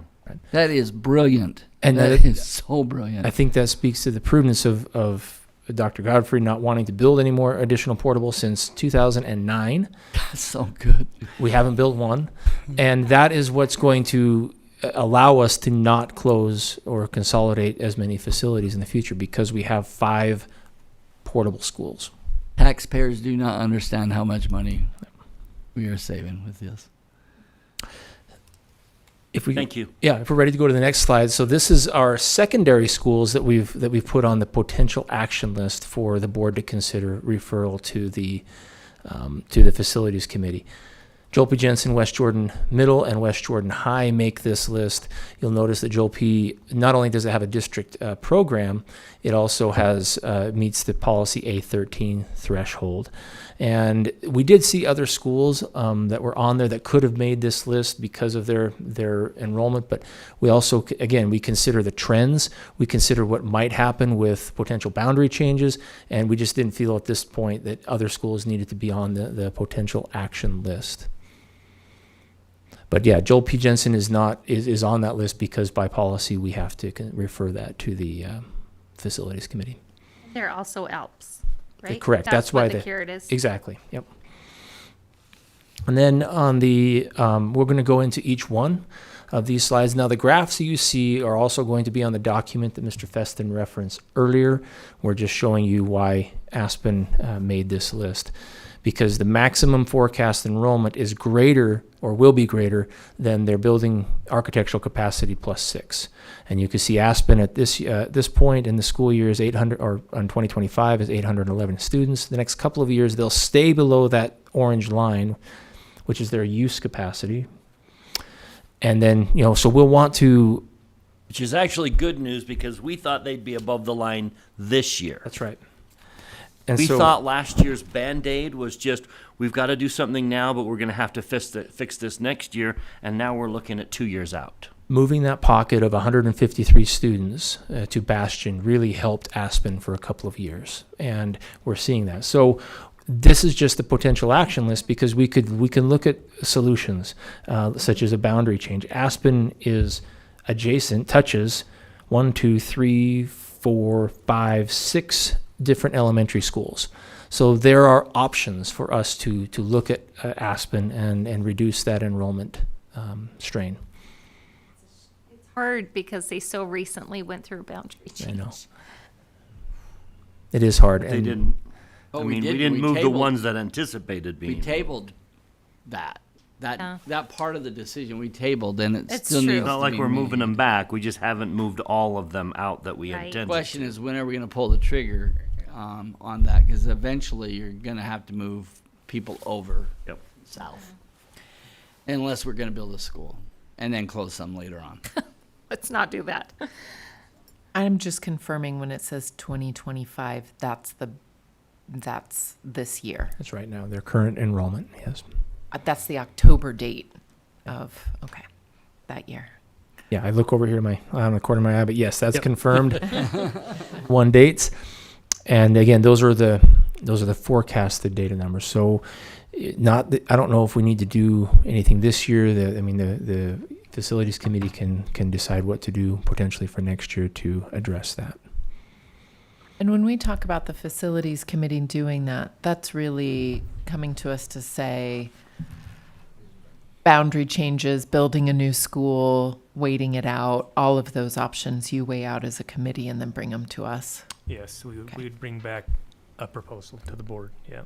And that's outlined in the documents. You can consider remodel for the declining. It could be remodel. It could be repurpose, reconstruction, changes to enrollment like permits, transportation consideration, boundary changes. Those are all on the potential list there. And I would also point out that when we have these discussions, if the board member of Aspen, say, is not on the facilities committee, the chair, in this case Mr. Barnett, would contact the board member representing that area to make sure they're in the loop and Please able do to so. be on that. So that's prescribed in these documents. Can I ask a tangential but somewhat related question? When we have schools that have DLI, and like how many students are permitting into that school so that if it's not sustained over time, they may then leave that school and go to another one? Is it ever a significant number?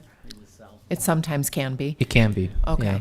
Yeah. We we, revoked a whole lot of permits for that very reason once. We were going to move out 200 students, and there were 200 students on permit.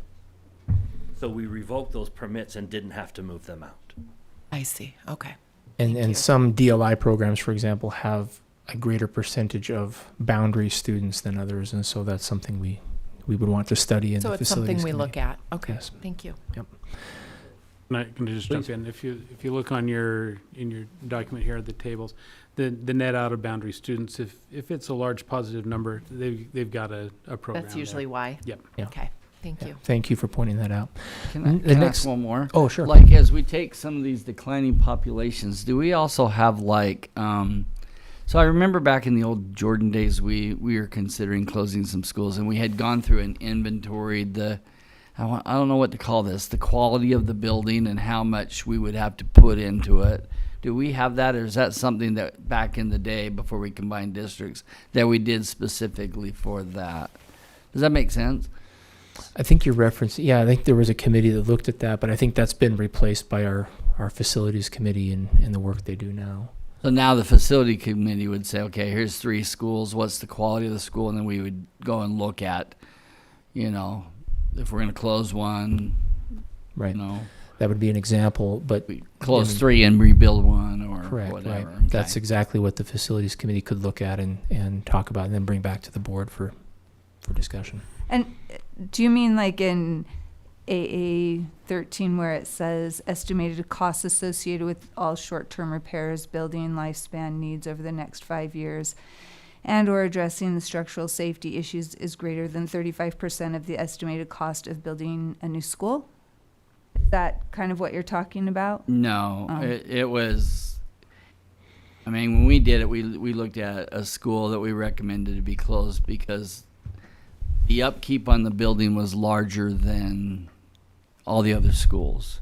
And so as we looked at it, that was, and they had a rating of every school. So that's probably something they did specially for that. It was the mother of all closing boundary changes back then. But, so that's not a current thing we keep, but something we could probably get. I've got a quick question on the net out of boundary students. Some of those numbers are in parentheses. What does that mean? That's negative. They're negative. So- Okay, They're means going students out are of the school. Well, more students are leaving that boundary than coming in on permit. I mean, they have a net outflow, not a net inflow. That was the word I was looking for earlier. I used migration, but outflow is better. I don't know. I liked migration. On the next slide, then, Aspen is on the potential action list for enrollment increase. On the decline side, we've got 4 schools in the West Jordan area. You can see the yellow line constitutes their current use capacity, and then the blue bars are the next 4 or 5 years of forecast numbers for those schools. Nothing drastic, nothing too, but it's something to keep in mind. A lot of these schools are contiguous to one another. Right. And then there's Much nicer placement. these are the 3 schools that are referenced in the Riverton area. Again, all below their current use capacity. Pretty steady for the next 5 years of forecast, but we thought we'd bring them to the board's attention for potential action. These are the secondary schools that fall in the decline category. As we mentioned before, Joel P. Jensen meets the policy threshold, but we thought we'd throw in also the 2 other schools, keeping in mind that boundary or current the West Jordan High School is under construction. We've got will be for the next 3 years.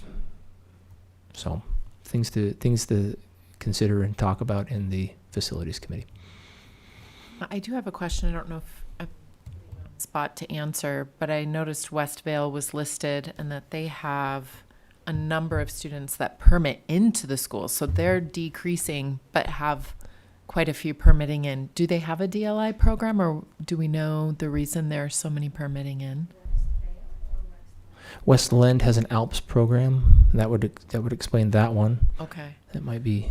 West Vale I does switched not. screens on myself, so. Yeah, no problem. Is that what it was? Okay, Yeah. so sorry. West Lind has Alps. Westville is our oldest building. And the one in most need of seismic upgrade. A great school.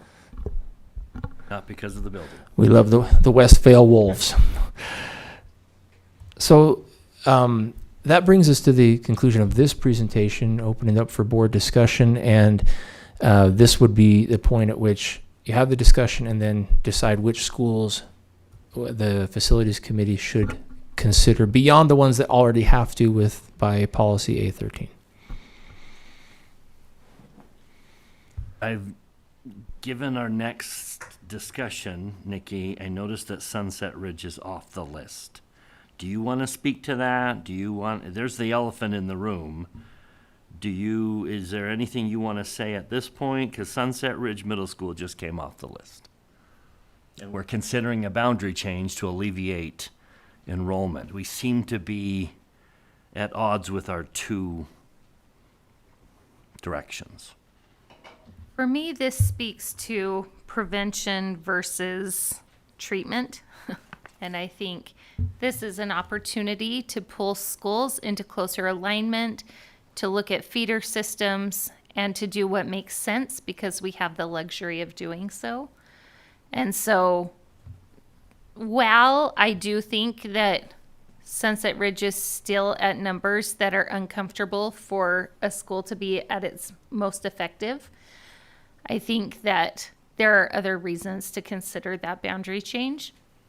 So Okay. it wouldn't change my course at this point. They're I the figured not. I just wanted to get that out there, that before we left this discussion, there are other reasons to consider a boundary change, but it is significant that Sunset Ridge came off the list just as we consider a boundary change. It is at lost a few. 99% of its capacity plus 6, so it's close. Yeah, current It's use, close. because Sunset Ridge has so many, you'll look at that graph and you'll see the orange bar above, Way above. but the architectural plus 6, they're right there.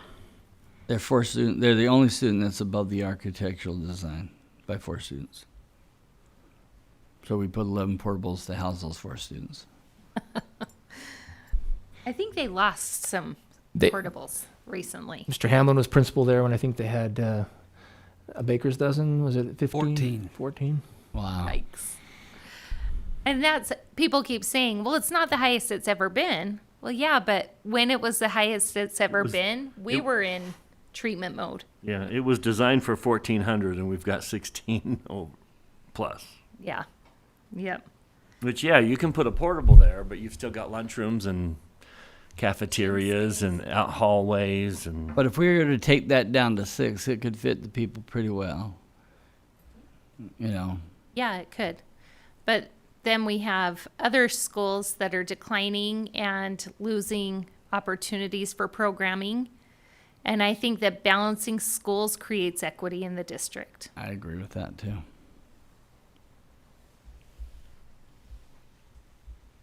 Hey, Thank you. Always my favorite agenda item. Happy to be of service. I can't tell you how many hours I will now pour over this document. Good. And if you find anything, let me know. I usually do. Yes. We look forward to that. Can I ask something that's not related to any of? So it doesn't seem like we're building a school in the future, but we have signs out in properties that we own, a future school, the Jordan School District, and patrons are asking, why are we not building schools if we have signs out there? where are the signs? In Daybreak. And we were. So, but I guess maybe this is a facilities decision or administration decision. When should signs go up and when should they not? But let's be clear, we didn't put those signs there. I don't know who put The Consulted. developers, neighborhood. We didn't put those signs there. Well, So we we're have happy a to. developer not- asking for a sign right now. Yeah. And we have said no. So if we're saying yes to others, or are they just not asking? Well, we were gonna build that. We were gonna build that school, and I think it's good to say, "Hey, we have properties for schools." I think people should know. Yeah, we have a middle school here and an elementary here. Potential. And I think like that. Maybe that's the wording. I don't know what the sign says, but maybe we should be saying potential. Or that it's future Jordan School or- property and no Yeah, details beyond that. Yeah, and we just advertise it. I don't know. I just was asked that by several people this last week. On the and- parade of yeah. homes and been like, really? Which is good. I want them to know we have properties. But it's not a future school until we It's vote not to a build future it, school until we technically. vote to build it. And I think it's a little bit misleading when you're buying a house with a big old sign that tells you you're gonna get a school. We did come clear up to the vote on that, so I can totally understand. So I don't know who should make that decision, whether or not it's us, whether or not I'll it's take care of it. facility. Oh, that's my area. I'll take care of it. Bryce is taking it down on the way home tonight. Don't ask any other questions. He's just going to take care of it. No questions. He knows Just the I'll guy. take care of it. But look at his backyard. There might be some firewood. You could put in the Some form of the grass is in my question, backyard. will this be the site of a future Jordan School District school? Just add those words in spray paint. Or Anyways, just future in quotations could also work. yeah, that's true. Future? I mean, I didn't see a Question big mark? problem, but I was asked about it. and so- Yeah. Yeah, I think it's and I misleading. had not even thought. So I guess the first question at hand is, would we like to make some assignments to facilities committee? Just want to make sure they invite me when they to speak about Aspen, which I know they will, so no special action. So you're recommending that they start discussing Aspen now? Yep. Okay.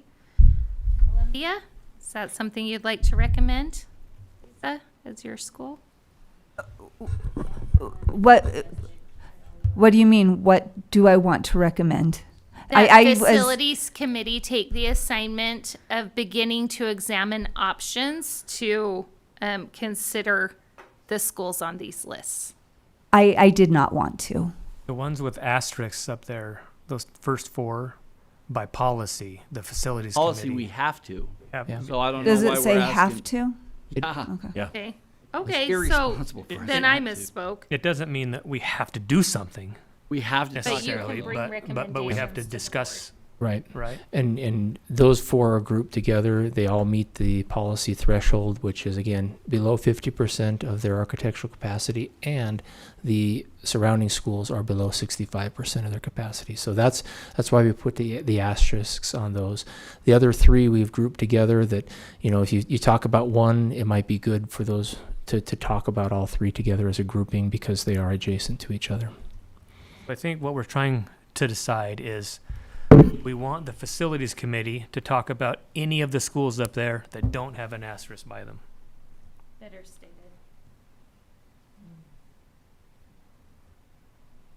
I think we You, Susan, isn't it? I mean, I'm not feeling compelled to say, look at Rosamond for any action right now. Yeah. Mostly, Yeah. it's mostly I'm not Southland eager for that's that, really so. declining, but Rosamond and Rose Creek around it are just teeny. But it's mostly Southland that's I mean, declining. let me just ask a question of my fellow board members. What would drive you to say, before it's absolutely necessary, look at my school? There's a cost. If you don't have Yeah, other there's a people, cost efficiency where you get to a point where this school is not cost efficient. That we're paying teachers with, and so you have to say to yourself, look, I don't want to close a school, but I have an obligation to all of the taxpayers who are overpaying for this school to run. without an asterisk. Because No. if we're asking that question, maybe we should put an asterisk next to it and change. They don't our meet the criteria, methods. and so your decision has to be at what point, where are we trying? You just asked why we would consider that. Yeah, I'm just pushing back a little bit on that. I think But that I'll could add be- one more to that list, and that is, are my students receiving equal opportunities? Am I able to provide the same programming opportunities at a very small school where I'm already potentially supplementing FTE just to have grade level option choice for teachers? So there is a benefit to students to having a bigger school. It's just a fact. And so are we there? Are we not there? That's something to weigh in the balance. Could we provide more opportunities if we consolidated one school and built up the populations of two? And Rather than having Board three member, very small you as a schools. board member might, without an asterisk, say, let's look at that for my school, despite knowing that your constituents will likely be up in arms. That's what I'm trying They to may or may not, balance because out one here. of the things we could consider is, do we take one of those schools and tear it down and build a brand new one, and so you take two, build a new one, and they get a brand new school out of it. And since we're not building brand new ones for new ones, this is the prime time to take old buildings and replace them with new ones and close the other school. Does that make sense to you? And so Yes. if we wait till we start growing again and we have to invest all of our money into building all these new schools, then we can't do that now. And I'm not saying we need to do that now, but is that something worth examining? So what this tells me, in my limited experience, is Don't ask Me- questions like that. well, that I ought to get a better sense from those who are going to Rosamond, how they feel about it. And I wouldn't say just Rosemont. Yeah, no. Look at those three There's together. Rose Creek and Southland. Even getting a sense for how people feel about it will put them up in arms. Go to a lot of events. Lose, lose, lose, lose, lose. and so Suzanne, personally, I want the board and the facilities committee to follow policy. Yeah. At the same time, I am not going to recommend some sort of, I'm not trying to get them to look at the schools in my area. By policy, we have to. Right. I know, That's- I know, yeah, she's- but I am not the one asking you to do it. It is the policy that you are following. I am not saying, look at these schools. You are following the policy. President was Georgia. maybe unfair for me to begin with the wondering. board members affected. Any board member can recommend this to facilities and get a group recommendation. So maybe that's unfair. And Ms. Wood, please know it's okay to say, not right now. I need to do a little more Trying to on my understand own. the nuance that I don't have the experience Yeah. for yet. And Yeah. because I'm not hearing from anyone at Rosamond concerns about it, my inclination would be I'm not concerned yet unless somebody changes my mind. I think that's a fair response. That's probably the best way to say it. Thank you. I'm not concerned yet, but I'm aware. I'm glad to be aware because it puts it on my radar. And that's why we also clump these areas together, because you can see that they're similar trending. As opposed to, I'm very concerned about Aspen. I am very concerned about the future of Aspen Elementary. And I am too, looking at the numbers. Mm-hmm. So Thank you for the education on that, everybody, and your input. I hope you don't feel pushed. You just said what would lead you to say it, and that was the only reason we were giving reasons. Not. Yes, I know. Thank you. My personal approach, I feel like, especially with these areas, is to first look at our boundaries, right? And if we can just kind of adjust and then help send a few more students and even it out instead of something extreme. So I would go for the most minimal but beneficial option. That's how I would look at it. So my question would be, why would they come up on these concern ones without us studying it? Well, that's why it's on the policy. That's why it's on the policy. It's not at the recommendation of a board member. It takes pressure off of everyone for the policy to say, once a school hits this, then facilities committee looks at it, explores options, rather than say, okay, board members, we want you to look at schools and recommend which schools we should look at. I personally think we should look at all 11 and look at it and explore, like, should we do boundary changes? Should we cross-district bus? Should we rebuild the school? And I guess I don't understand why we're not if they're coming up. Because next year, my guess is next year this will come up again. So your view is talk about it early so that when we are maybe more compelled to take action, we have a better sense of what that action is. So, as I look at the secondary list, I think that we are, by the documents that we voted on, compelled to have Joe P. Jensen considered by our facilities committee. But I personally think it makes a lot of sense to consider that list as a whole. I think that those dominoes will probably connect. And we're not having that conversation for the first time. No. And for those listeners, this is based on projections or the forecast for 5 years from now. It's based on what do we anticipate over the next 5 years, so that, We've been talking about it for 5 years. to Nikki's earlier point, that we're looking ahead. So when you say, yes, we're referring it, it's really not, and any moment we'll be taking further action. Action means referring it to a committee to look at. So it's very preliminary. It's based on information for the year 2030, just to put anyone at ease that's listening. So that's helpful.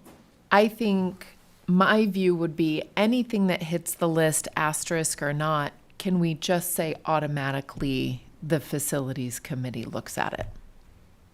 Rather than asking for a poll or like, it's just what they do. I'm okay with that. I think that's how the policy was designed. And just to reiterate, it doesn't mean that the facilities committee may come away and recommend anything at this point. They may study it out and consider boundary changes or other changes to the programming at the school or whatever. And at this point, they could come back and say, for now, we don't recommend anything. So it's all outlined in the document as far as what they could consider. I'm comfortable with that as a matter of routine. I'm very happy to take Harriman off the list. I can't tell you how happy I am to take Harriman High School off the list. For now. For now. Enjoy that rest. Okay. So just to clarify, are we referring all schools on this list today in this presentation to the facilities committee? Is anyone opposed to that? Great. Got it. Got it? And you'll But I would- let board members know when you're discussing their schools? Could I clarify that? I think there's a priority here. I think those three in Riverton are much less of a priority than the West Jordan ones. And so I would say you get working on the highest priority ones first, knowing that you may need to take a look at these later. I would not want them to be all treated equally with your limited time. There are more urgent ones that would demand your time. And then when those are solved, we can move on to the less urgent ones. I think there is one on the list that demands urgency more so than those three. We have plenty of time. We're going to have a building facility retreat. Go sit around Daryl's pool. But you're right, Bryson. We've been talking about that for years. And I do think overcrowding is more urgent, generally speaking, than under enrollment. Well, they're all important. Since we don't know when that will strike that match and that field pops up houses overnight.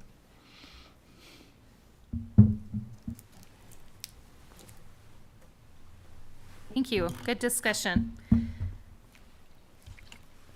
Is that the end of your, I don't want to rush That's a you. nonverbal cue. We are ready when you are. When Scott drinks his soda, that's when you know. Okay, We should probably, could we take a break maybe? I Stand was and just stretch? going to suggest, can we take a 10-minute break? Yeah. Okay, perfect.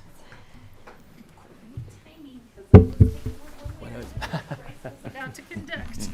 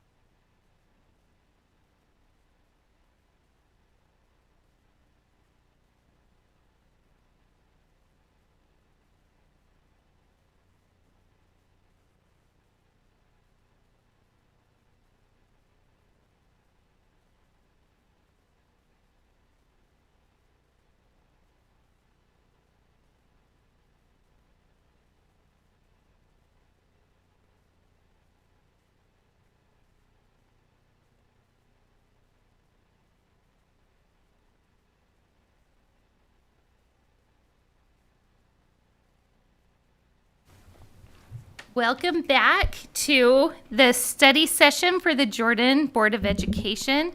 It is still October 14th, 2025. We still have all board members, superintendent, our associate superintendent, and our board attorney in attendance. Our business administrator, however, had to step out. Okay, we'll continue with our agenda. We are on item 1D, survey results for potential boundary changes. And we will turn it to Dr. Anderson. Thank you. This is for information only tonight. There won't be any decisions made, but these are the results of the boundary survey and outreach efforts we've made tonight. And so just to get right into it, just to reiterate where we've been, so far we have put a survey. And when we say survey, typically we think of like, okay, it's ranked choice, or you can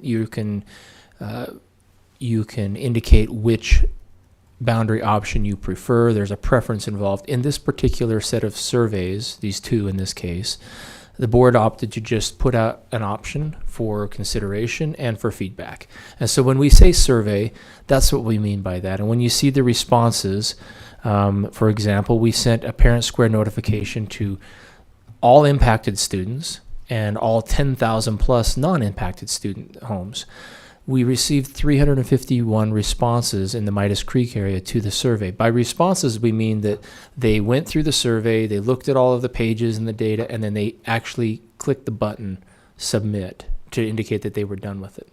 So 351 responses or engagements. That doesn't mean there weren't more people looking at it, but 351 people actually hit the submit button. Out of those 351, we had 180 post comments, and the board has received all of those comments along with a summary of the comments for each area on board docs. In the northwest area of the district, we sent, likewise, required by law, we sent Parent Square notifications out to the impacted students and the non-impacted students. You see the response rate there of over 900, along with over 200 comments. New to the law this year is a requirement to have postcard notification mailed. And so we also split this up by impacted versus non-impacted areas. The reason we did that was just not to set alarm bells off for all 15,000 people that we have to notify.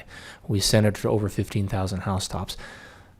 So 14,970 of them got a notice that says, hey, we are considering a boundary that impacts your school area, however, you do not live in the impacted area.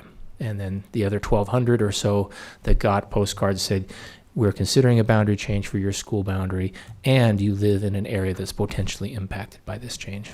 That's just to differentiate and hopefully alleviate some concern right off the bat with people that hear of this. We have held 2 open houses, one in each area, on consecutive nights. We had a modest turnout at both of them, combination of patrons and parents. Students came in both cases, and they were held at Midas Creek Elementary and Copper Hills High.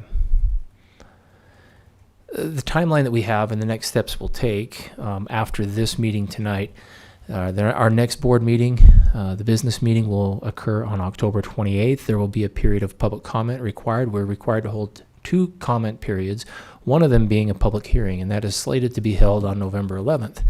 This weekend, if you subscribe still to the paper version of the newspapers, you will see in the local newspapers a public hearing notification that is required to be published in newspapers, as well as a hard copy that is required to be posted in all potentially impacted schools. We're also, I've heard we are also going out to our public libraries to post on their bulletin boards. I think that's correct. So that's part of the required notification by law for a public hearing. The difference between public comment and public hearing is in a hearing, you have to notice it differently, and you must hear everyone that comes to comment on that night. Whereas public comment can be cut off at a certain time point. Will we also be using our own resources like Parent Square to get that word out? Yes, thank you for that. We'll remind people of the upcoming opportunities for public comment in both of those. We can still limit the amount of time they take, but we have to listen to everyone. That's right? correct. Yep. On the 11th. Whereas with the public comment, we can cut it off at 45 minutes. Okay, and then that opens the door for potential board action. The board meeting following that. Of note, you'll notice that there's only 1 week's difference between the public hearing and the next board meeting due to the Thanksgiving holiday. We're going to get into the feedback. Again, this is all posted on Board Docs. This was sent to the board last week. So if you have any questions or would like to put us on pause at any point, please do so. We're happy to talk over any of this. The summary that we've generated from this with the help of AI in some cases is that the comments represented an overall sentiment in the Midas Creek area for support for the boundary changes. A lot of comments recognized that we were striving to keep students together in their middle school and high school feeder system. For those not aware of this area, there are currently Midas Creek Elementary students go to 3 different feeder systems. They go to the Harriman feeder system, the Mountain Ridge feeder system, and the Riverton feeder system. This is an effort after feedback from the community to consolidate those 3 feeders into one and would move the Midas Creek area to Riverton High School. The concerns that were raised in the comments are over distance. In some cases, it's a little farther to Riverton than it would be to Harriman and Mountain Ridge, and then the commute time and some busing transportation for students that elected to stay at their current schools. This boundary proposal is also unique because the board has proposed an opportunity for any student in the Midas Creek boundary to stay at their current school and school feeder for the remainder of their K-12 experience. And to clarify, they can remain on permit. They'll be guaranteed a permit for those schools in their current system, but that does not include transportation, which a lot of people alluded to in the comments, and we have some representative comments on this screen. When we break it down by area, you can see the map there. We refer to Area 1 with the red circle. There was an equal measure of support and opposition to the boundary change. Again, expression of support for the concept of keeping them together, but the concern over the loss of busing for students that elect to stay in their schools. In this case, Area 1 feeds into Harriman and Copper Mountain Middle. And there also is a lot of concern over the impact on extracurricular activities and sports, both pre-high school and high school. And you can see the representative comments there, as well as many others that were listed in the document we shared with you. Moving to the east, Area 2. So can I, their concern about the effect in sports boils down to the fact that some kids might go and some kids might stay, and the kids that go are being pulled away from the kids that stay.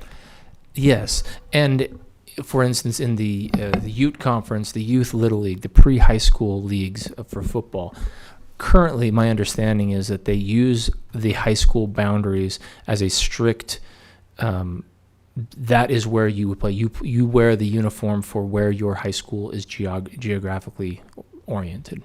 There's no exceptions in there. So there's concern over that it kind of disrupts that neighborhood because you currently have 3 different high school programs within the Midas Creek Elementary boundary.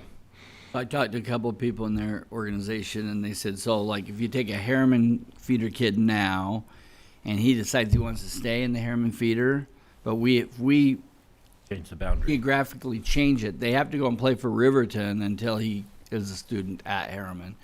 But Talking about bantam teams? Yes. yeah, What you're talking about? but they can also, like pointed out, that they could also change their bylaws. So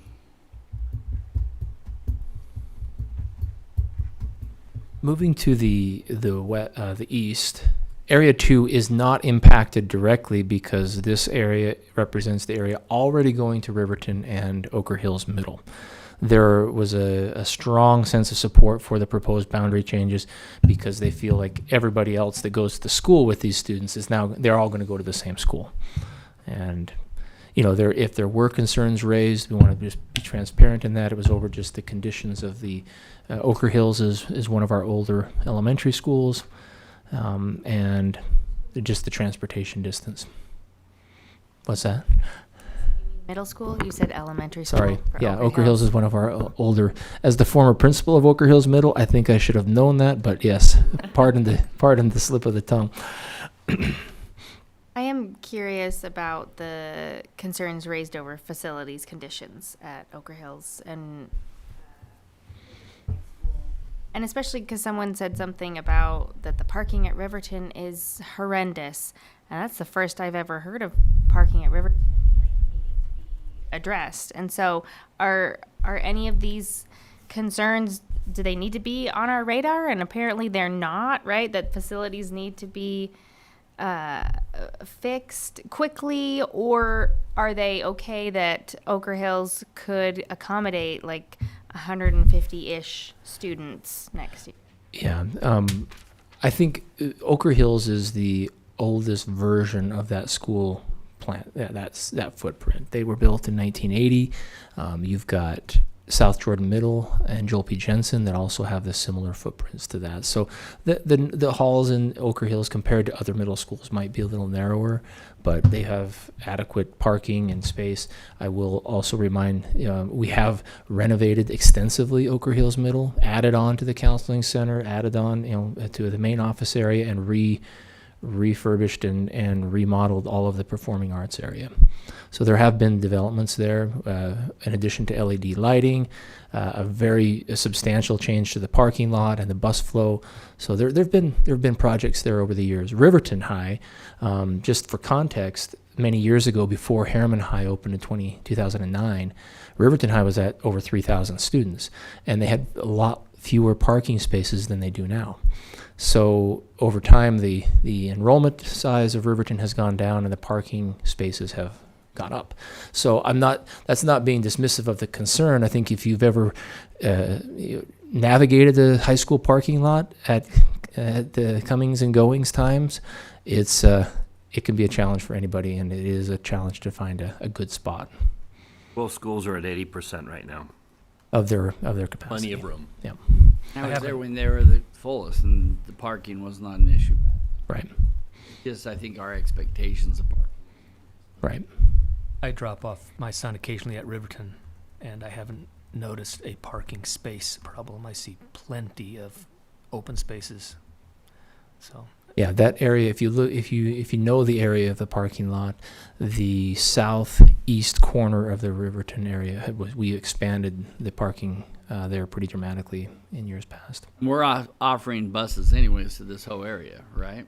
That's a very good reminder that under these proposals, this entire Midas Creek area would be bused to Riverton High School and Ochre Hills, respectively. The two areas that are afraid of losing buses are both being funded with special, what do we call them, special buses? Like Safety bus. safety buses, right?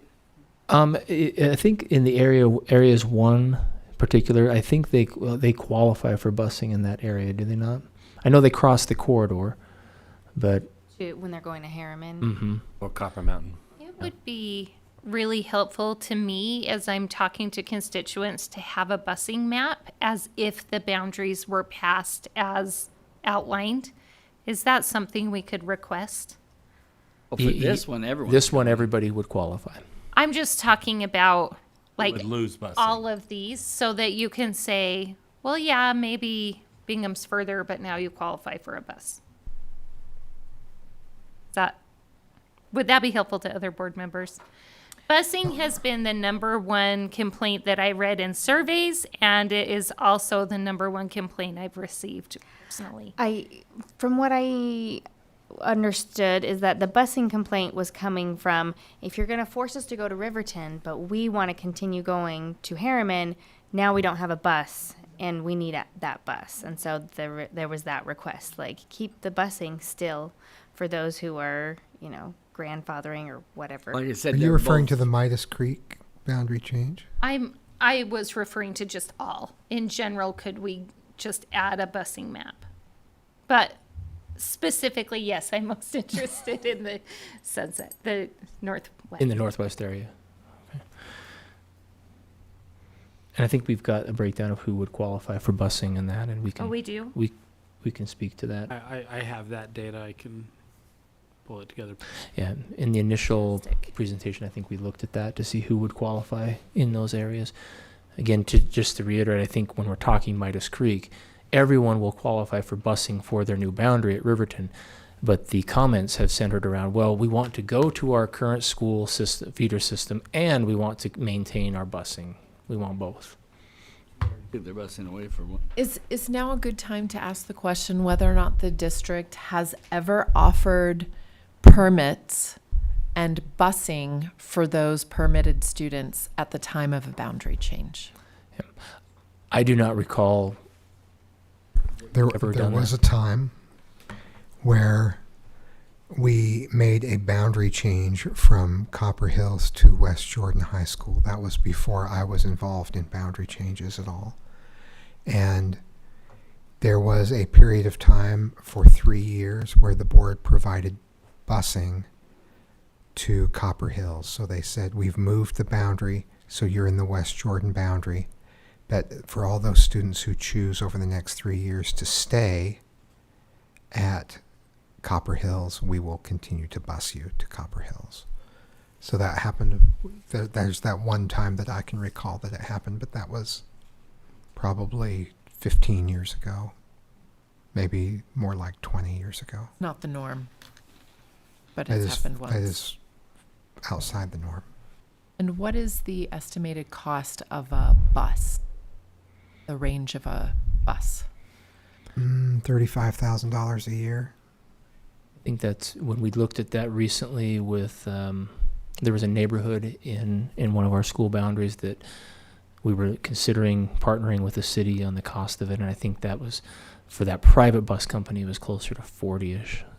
So a little higher than maybe what we could provide internally, but But significant. ballpark, yeah. Yeah. There's also a drag on the whole system every time you add a bus, Because it's also hard to find bus drivers. because there's only so much we can do within the time that we have. See, okay. Thank you. I hope it was okay. Not that to I discourage interjected. the idea, it's just, it's cost, but it's also feasibility based on location. And, but it's, if it's an area we've bused before, then presumably we could continue to do so, even though the boundaries have changed, so. And thanks for the question. See, that's what 30 plus years of institutional knowledge will get you. My experience, so thank you. That's what the elderly have to offer, is what it really means. I was implying, just for the record, but No, you didn't imply it, you just said it. area, let's go back to area 2 if we can, just to put a cap on that. So again, this is an area that is already going to Ochre, so there's a strong sense of support there. To the south now, area 3, this is an area that feeds into South Hills Middle and to Mountain Ridge High School. Again, more support in this area than in perhaps in number 1. Same concerns raised over the loss of busing for students that would remain at their current school, but they love the idea of keeping Midas kids together. That is a theme that is consistent throughout all comments, regardless of their feelings about where they're being moved.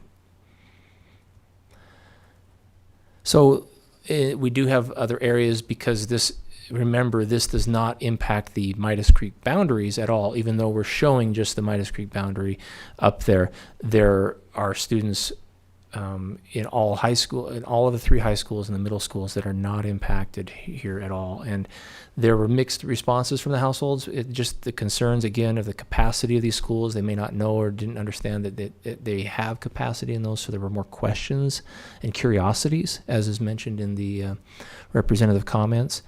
But as has been pointed out already, there is sufficient capacity at both Ochre and Riverton with these changes.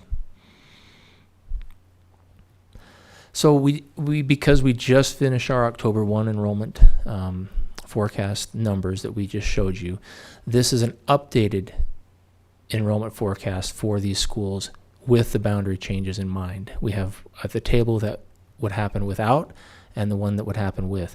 You see the asterisks on this year's enrollment. That's because that's our October 1 counts. The rest of the years are the changes that only include the boundary area kids. We'd use those numbers when we do boundary changes because there's no telling how many will come and go on permit at those schools.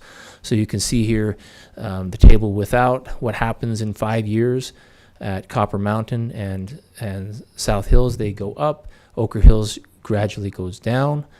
With this change, Copper Mountain doesn't go up as steeply. Ochre Hills goes up and then trails off to and we've said this before. I mean, the sweet spot for middle schools is right around that 12 to 1250 range, and that puts all of these schools in this range in 5 years. Cost of a bus is $50,000. There you go, inflation. Okay, and then moving on.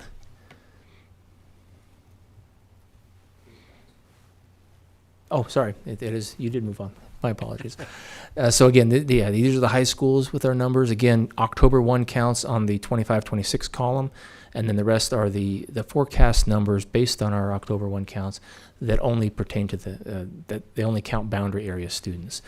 The takeaway, the trends here are without the changes, Harriman High gets up to almost 2,900. Harriman or Mountain Ridge would get to 2,500s, and Riverton High would stay in the 2,200 range.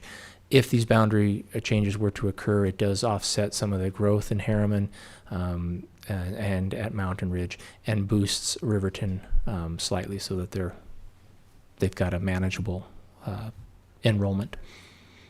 Yep. This, again, I want to point out that we can't forecast or predict, even using Scott's crystal ball, we can't tell which students may choose to permit in perpetuity to their feeder system. So that is something that could throw these numbers off. So forecast enrollment with boundary change and assuming they all change. Yes, that's right.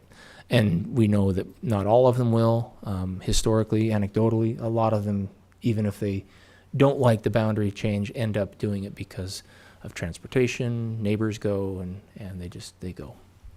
So I have a question on this approach we're taking to allow priority for permits for 12 years. Should a school reach the thresholds that our boundary policy and laws have laid out, what happens to that priority? Like, let's say that Harriman reached 100%. Would we continue to be able to allow? Thank you for that question. The board, under state law, can basically do what they need to do, what they feel is in the best interest of permits at a school. We've looked into this before, but because you've established that and you will have voted on this, assuming it goes through, even if these schools were to go and reach a maximum capacity, and there is nothing that says the board cannot create their own rules for how we prioritize and tier permits. You've already done that to an extent with a few schools where you've got the tier 1, tier 2, tier 3 considerations for permits. That's not outlined in state law. That's something that you as a board came up with. So the answer is yes. Not sure why we're changing the boundaries if we're going to allow everyone just to have this section be go where you want to go, and we'll provide you the transportation you want to go with. Like 12 years for me to make a decision to move to the school that we're boundarying is insane. That's insane to me. That's 3 future boards from now are going to be living with the decision we make. I'm okay with letting them finish their school. I'm almost even okay with a kid in a secondary feeding the feeder. But we're either changing them or we're not changing them. And I just don't know why we're given a 12-year window. You're thinking the way we've always done things, and we don't have to think that way. I don't want to think the new way. That just is insane to try to because they can permit. They can't. Sure they could. No, they couldn't permit to Harriman. They couldn't, without this, they couldn't permit to Harriman nor Mountain Ridge. They're too crowded. So you'd like to do that for 12 years, you'd be open to doing it for 5? I'd be open to having anyone in the secondary already finish out their feeder. But if you're a sixth grader, you should go to your boundary school, in my opinion. Or They otherwise, have siblings. I still think that you should do that. You should make a decision at some point.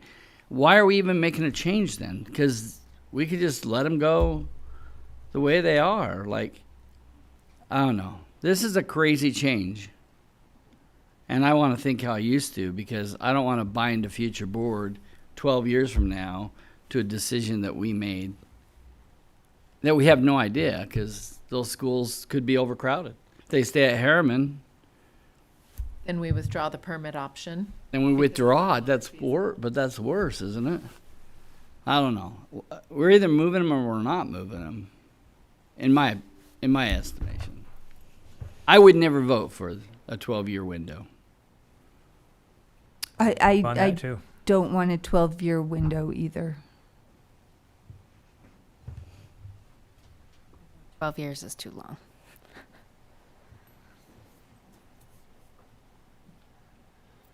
What window would you recommend? I appreciate what Daryl said about letting students in secondary finish out their secondary career. Anyway, their secondary, school career until graduation. And personally, I feel fine about a 4-year, 9th through 12th, the high school.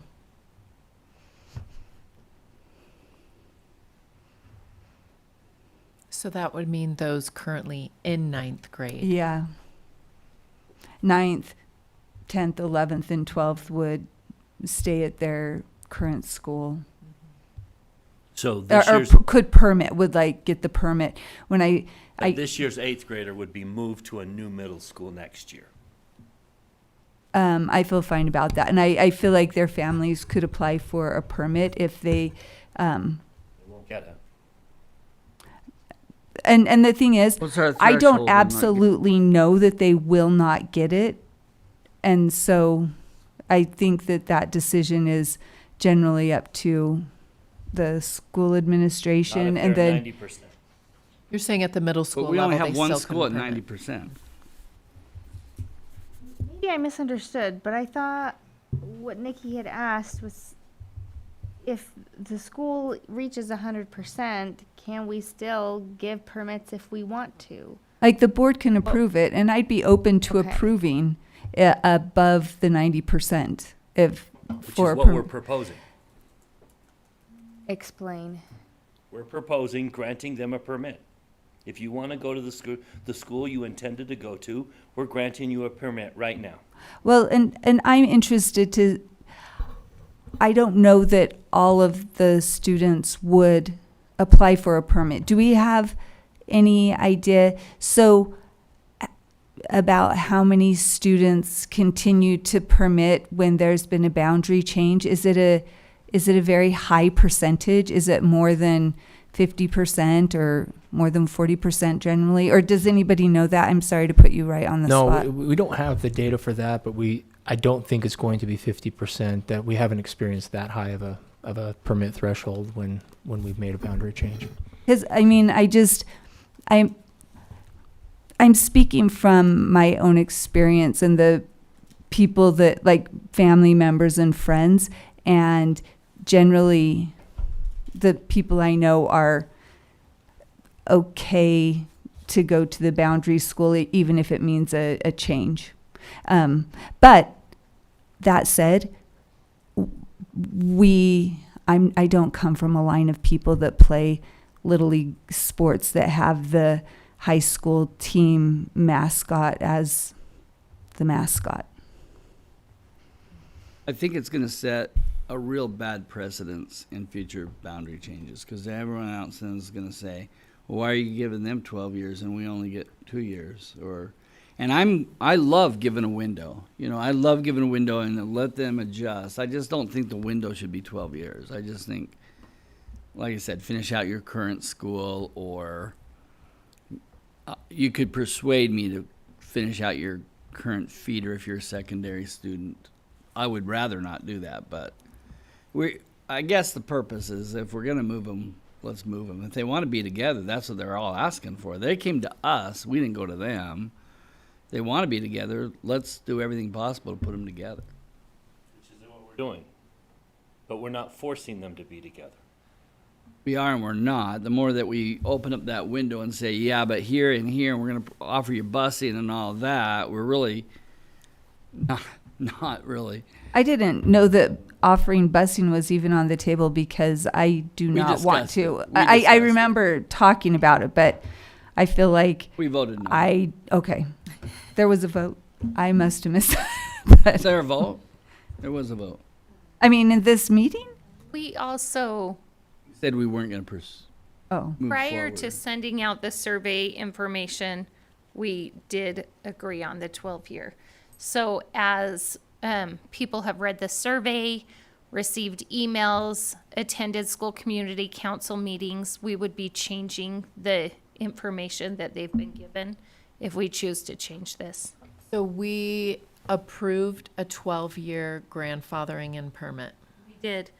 I think I exhausted several of you with my questions before I said, okay, fine on that one. But, yeah. Okay.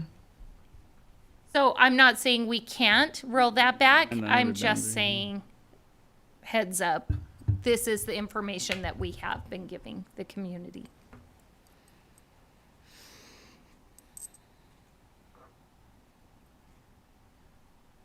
To change it now would have to start the process all over. No, we wouldn't. You'd have to resurvey. No, we wouldn't. We've changed along the way a lot on boundary changes. So, We've changed boundaries. We haven't changed the provision of the proposal. I say let's survey them then, because I will not vote for a 12-year window. There's just under no conditions. so Dr. We Anderson, made that decision. could you read us the exact question that was the questions that were sent out on the survey? Or is it too There late? weren't any questions that I were mean, sent like out. It was just the proposal. And so the proposal, could Mhm. you read the proposal? I can read you the way it's outlined in there. So the boundary change would have the following outcomes. All students attending Midas Creek Elementary School would attend Ochre Hills and Riverton High School as their boundary. But this would also, it would create space for anticipated growth in Copper Mountain Middle, South Hills Middle, Harriman High, and Mountain Ridge. There is an option to remain at current schools if school boundaries change. If you live in the Midas Creek, Copper Mountain Middle, and Harriman High boundaries, your child will have the option to attend these same schools through graduation. If you live in the Midas Creek, South Hills, Mountain Ridge boundaries, your child will also have the option to attend these same schools through graduation. We also put an important transportation information clause in there. It says if you opt for the new boundary schools, Ochre Hills and Riverton in this case, your student will qualify for busing. Families who choose to stay at their current middle schools and high schools will be responsible for their own transportation. That's the way it's written on the survey and the website. Okay, thank you. So it does say through graduation. So a first grader would be able to permit through graduation. And also it is understood that there's no, And I will point out Transportation. that that is specific to the Midas Creek yeah, boundary change. That is not the way it reads for the Northwest. okay. Which is going to drive them crazy. So far, I haven't heard it, but if we point it out, I probably will. And so just to go back to Mr. Dunford's point, we would be required to resurvey if we wanted to change that grandfathering. Is that right? There wouldn't be a requirement. There's no requirement for us to survey, and at all anyway. We have to notify, but the law doesn't stipulate any requirement for surveying. It But- would be a completely different proposal. Yeah. It is not this proposal. I, to be honest, was very uncomfortable with the 12-year rollout. But I am now that we made that decision and we have brought that information to communities, I would be uncomfortable changing it. I feel like it's okay to move forward because that has been what was presented. Can I also ask a question? Do we foresee the possibility of revoking permits if we exceed capacity at Harriman or Mountain Ridge for these students that we've now promised it to? Yeah, you have to. It has happened. I'm not saying we intend to, but there's It's not out of the precedence realm in of the past. possibility. Okay, thank you.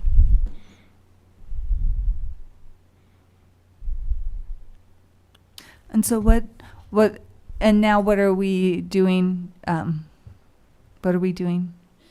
The silence was just happening and I thought, so what are we doing now? Well, I guess what I need to understand is with that last conversation, are board members still interested in changing the 12-year rollout? I am. I won't vote for it otherwise, and I would just say let's just stop where we are and just leave it the way it is. And I feel We're fine. not accomplishing anything. I feel fine moving forward with the timeline with the 12-year, through graduation. Yeah. Okay. Because I feel like this community, has it been a 2-year request? I mean, this request started a while ago, and I feel like this community that was the impetus for this discussion, this action, they deserve some action. So let's be careful here. When we made the decision to have them 3 feeders, I was their board member. I went to their homes. I had the meetings with them. They wanted to each go to these 3 different schools. The problem is you have just a different school community council that wants the kids together, some of which are not even they're going to permit their kid to the existing school they're going to. And so we can't always go with their request because we went with their request before and now they want a new request. Well, and I'm very interested in the public hearing and the comments that come from the community and I'm interested in following the timeline and getting even more feedback from the community. And that said, I feel like we should move forward. I'm not making a motion that we vote on this tonight. I am saying let's move forward with the timeline, with what has been put forward to the affected stakeholders or possibly affected stakeholders of this proposed boundary change. I think also, Daryl, when you say we're not accomplishing anything, I think we are accomplishing something, because my impression by listening to some of the statistics that were shared is that the vast majority of the families in this area are going to go with the plan, and just a small How do you percentage. know that? We don't know it, but based on the information that was shared here, and since a lot of the impetus for this change came from the community, 50% of them are on board already, and they want this change. But what are we trying to accomplish?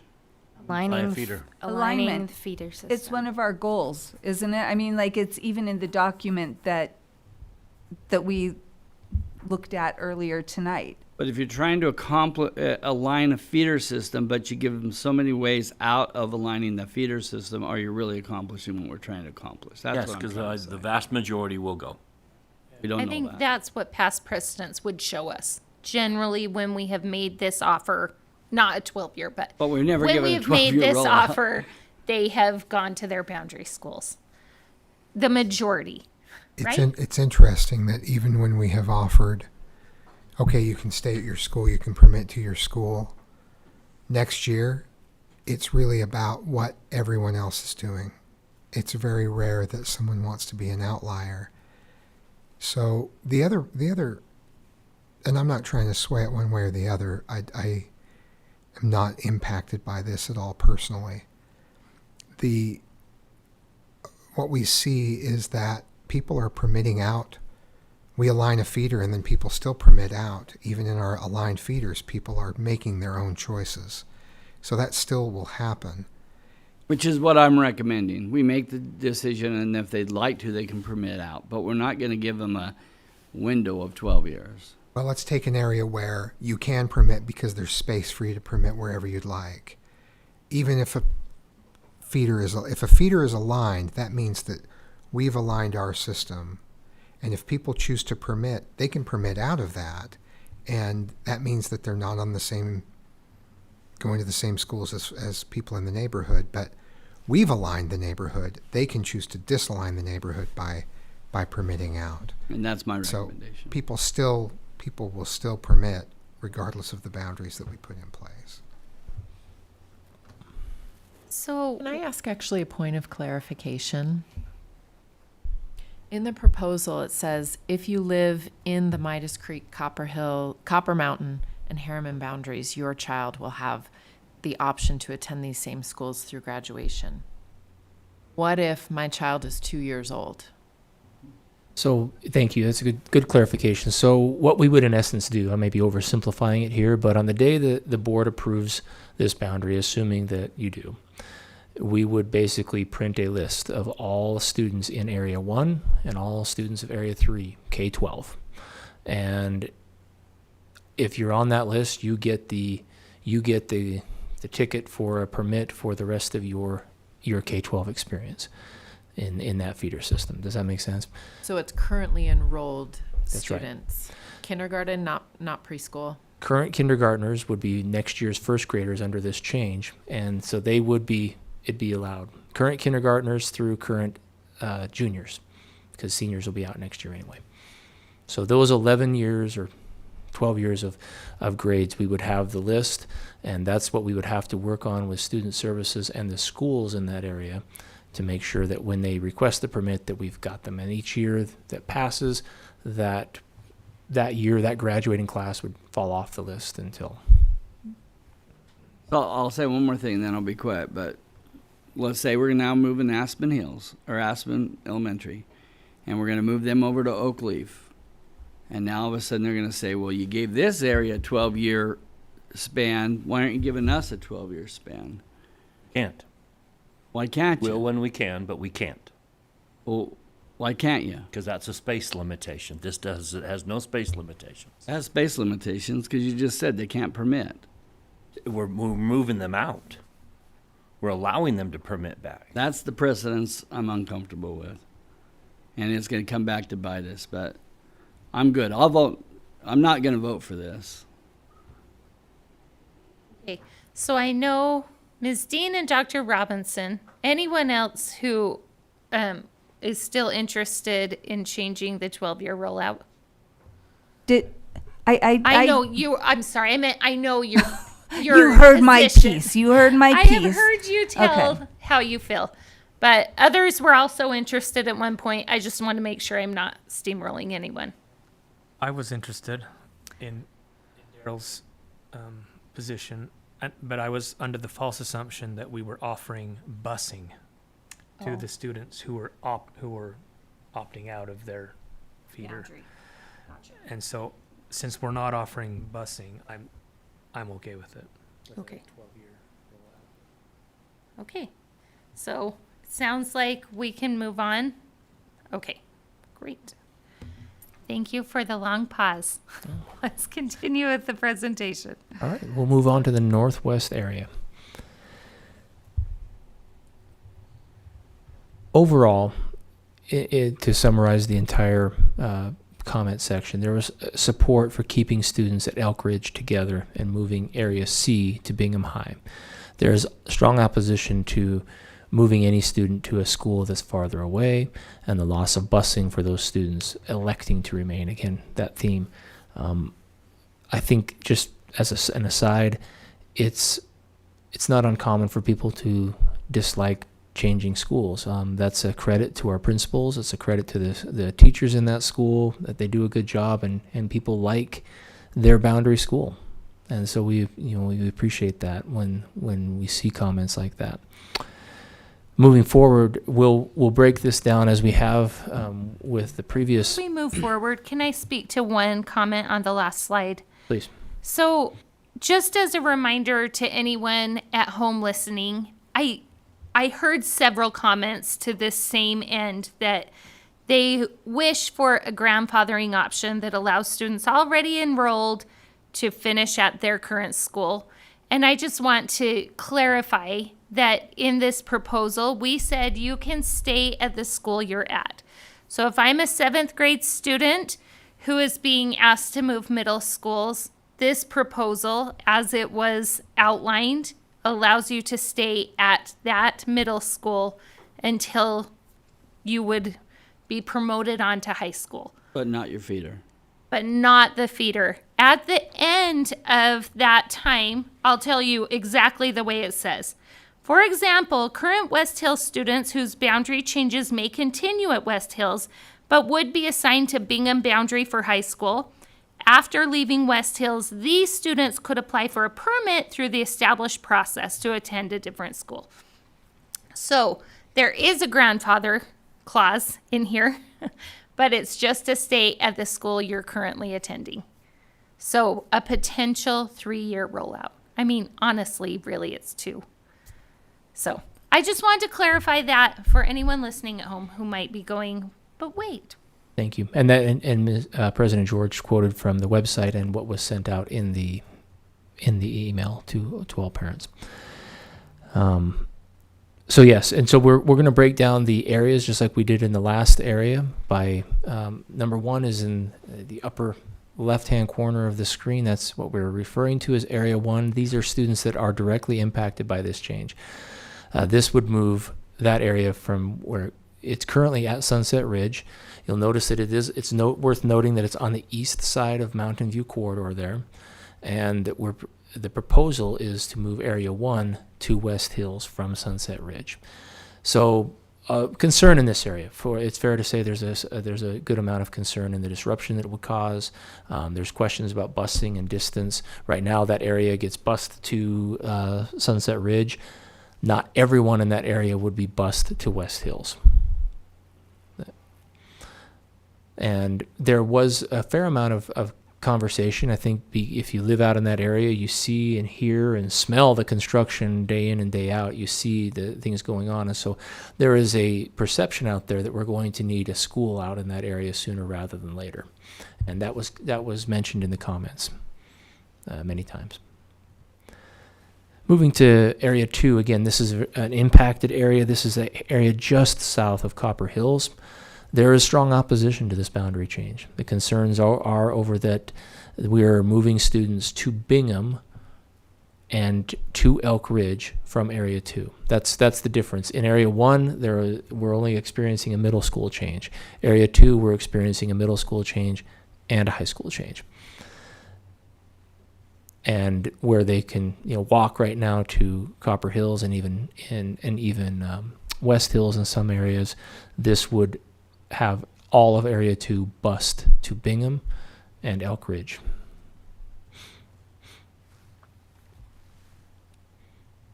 You can see there, moving to Area C, we there may be some questions as to why we did 1, 2, and C. It's because C is a little bit different already. It's an area in which we noticed there are only 50 kids in Area C that go to West Jordan High School. Out of those 50 students, 35 currently permit to Bingham.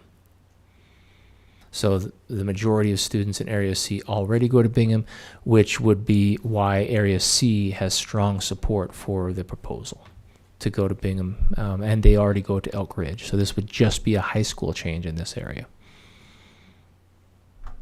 Strong sense of support. The other areas not impacted, which is a vast majority of the people in the high school areas. There are 3 high schools impacted. There are two middle schools impacted in this one. And there's general agreement that we need to do something to offset the large enrollments at Sunset Ridge and Copper Hills specifically. And the concerns stem from moving students, even more students, out of West Jordan to Bingham. And there's a concern about crowding at Bingham High School. if we look at what this does to the forecast, keep in mind again, these are recent. These will not yet match what parents have been seeing on the website. They're not vastly different, but they're just updated with current information. The first column with the asterisk is this year's October 1 counts. And then from there on, it's the new forecast numbers with the current boundary students, keeping in mind that we can't forecast which students are going to elect to go or stay on a permit.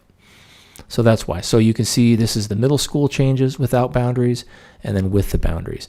Of note, notice that Elk Ridge over the next 5 years is set to decline to get into the 800s. Sunset Ridge gets up to the 1500s once again, and West Hills stays pretty steady. With this change, the proposed change, you'll see that it boosts Elk Ridge enrollment to be in the thousands, and Sunset Ridge it takes it down to the 1200s, and West Hills goes to the 1300s. Again, not knowing where students may or may not elect to stay or go with permits. And now we move on to the updated enrollment forecast for high schools. Without the permits, you can see that Copper Hills moves gradually upward to 2,800 students. Bingham is on a downward trend, and West Jordan, it continues a downward trend as well. With these changes, Bingham gets a pretty good bump to the point where they would be in the 2,300s within 5 years. Permits notwithstanding on this again.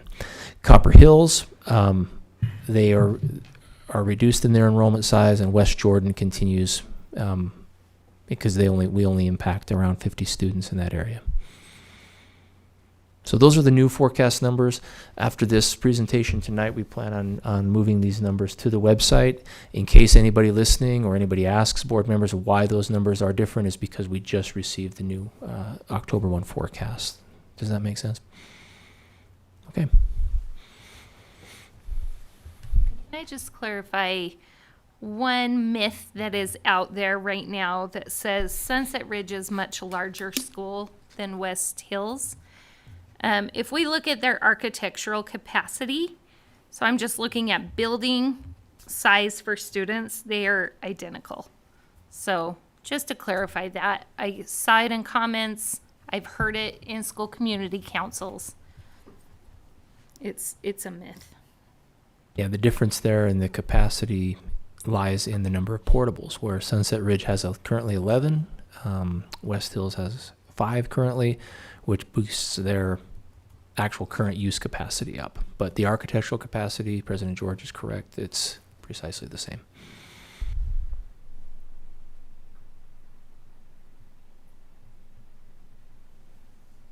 Nikki, I've had several people request that we open the window back up for the survey. I'm sure you've heard that. Do you want to address that?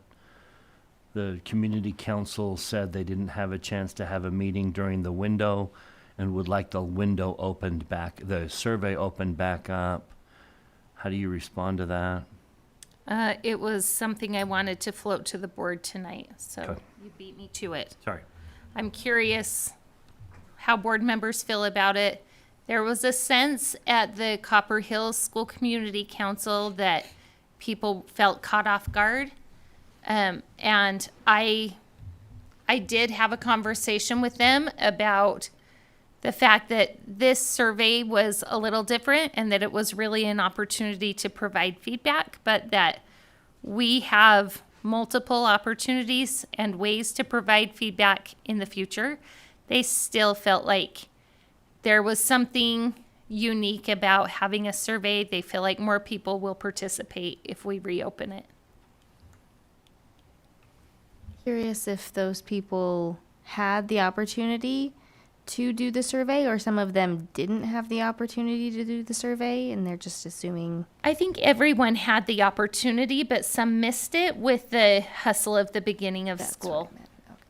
So we discussed the process as it had happened already, and there was like, did you get a postcard? I don't remember a postcard. It's just such a busy time of year. And so they felt like that might be beneficial for them. Although we did have a pretty great survey response when you consider the percentage of people affected and the percent that responded. We were only a few below. But I told them that I was open to that if they felt like it was a better way to communicate with the board. I also shared our board comments email. I also shared the opportunity to email us directly, as well as the hearings and comment sessions that we have coming up. And so looking at the number of people who would have gotten the postcards or the email to respond, which is the unaffected or the affected groups, 10% responded to, or I think it might have even been commented, but it's like 10% responded. And that seems like a lot. It seems like a good number.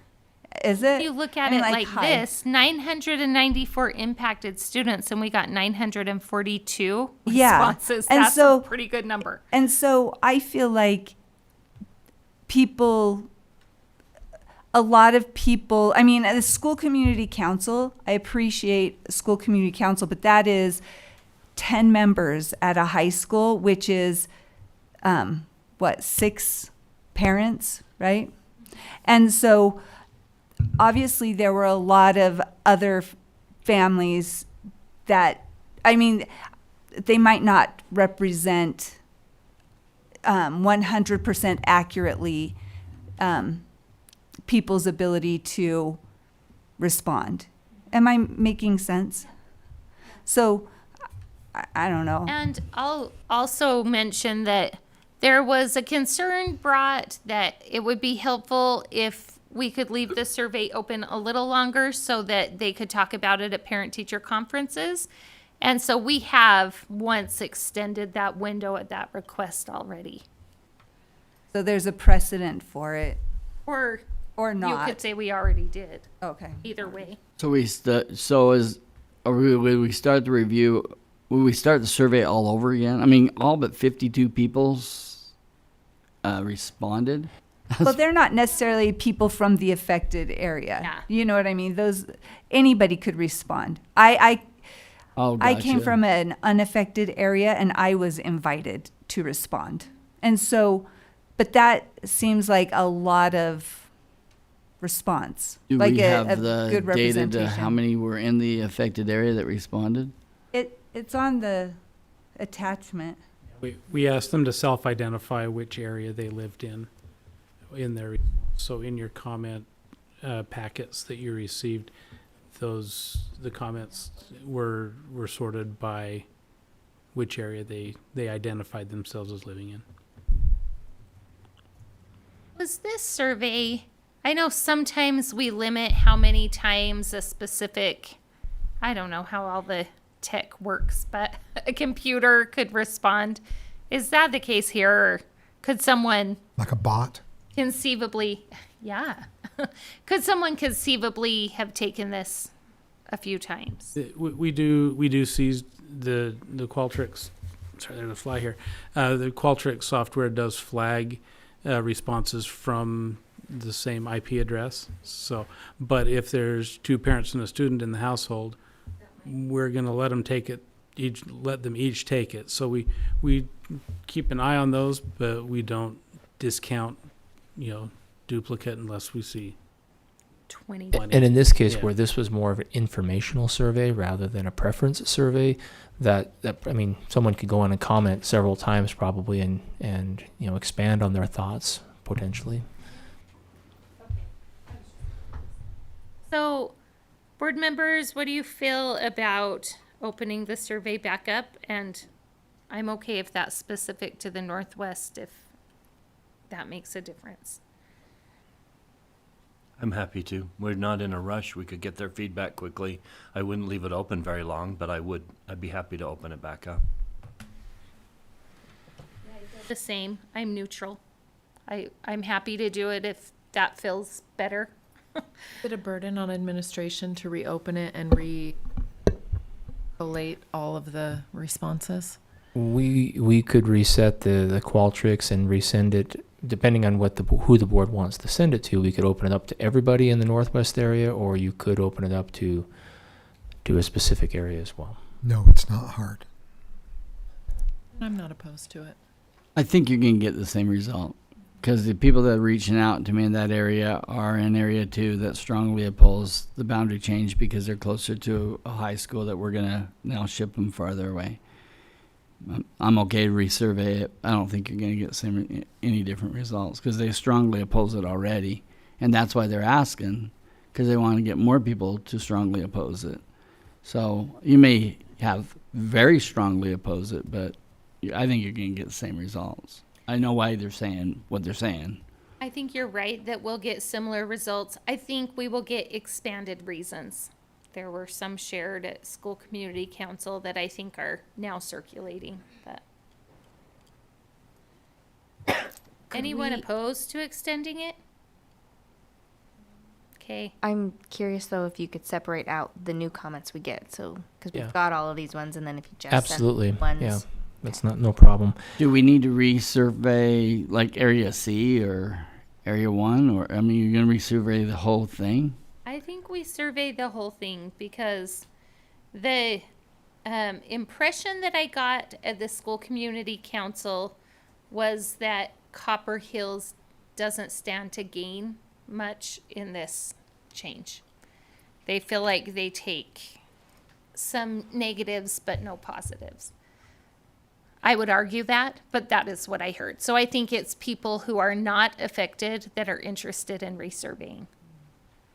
Or people who are not affected because they want to They want to keep area the C. students.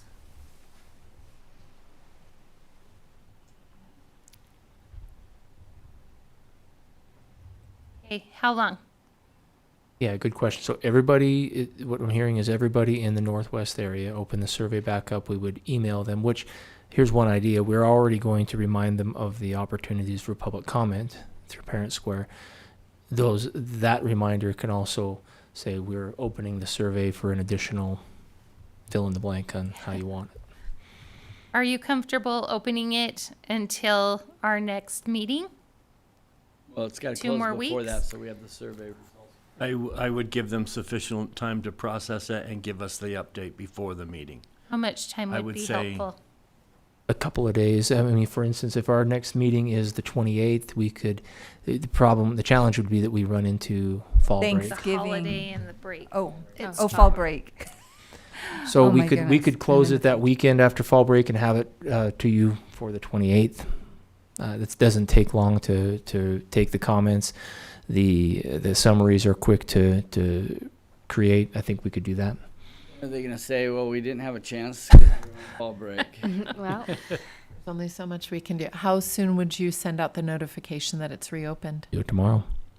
We just do it for a week? I would say a week. I would say a week. I want to set it, I would just say set it until fall break begins. This last week of school.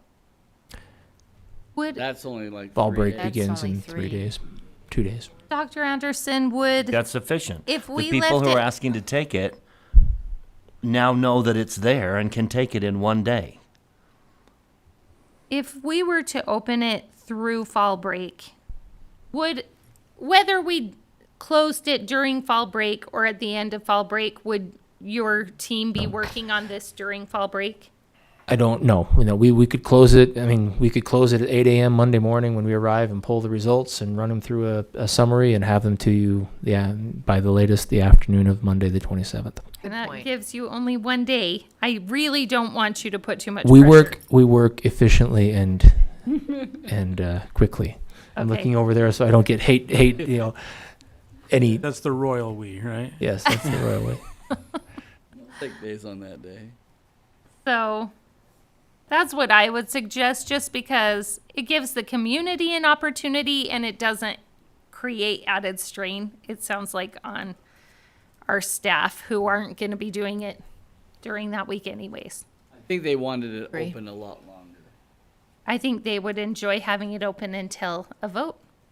I'll also point out that I did hear from all of the school community councils, the 3 that I attended, which were Sunset Ridge, West Hills, and Copper Hills, they were told our vote would be the first meeting in December.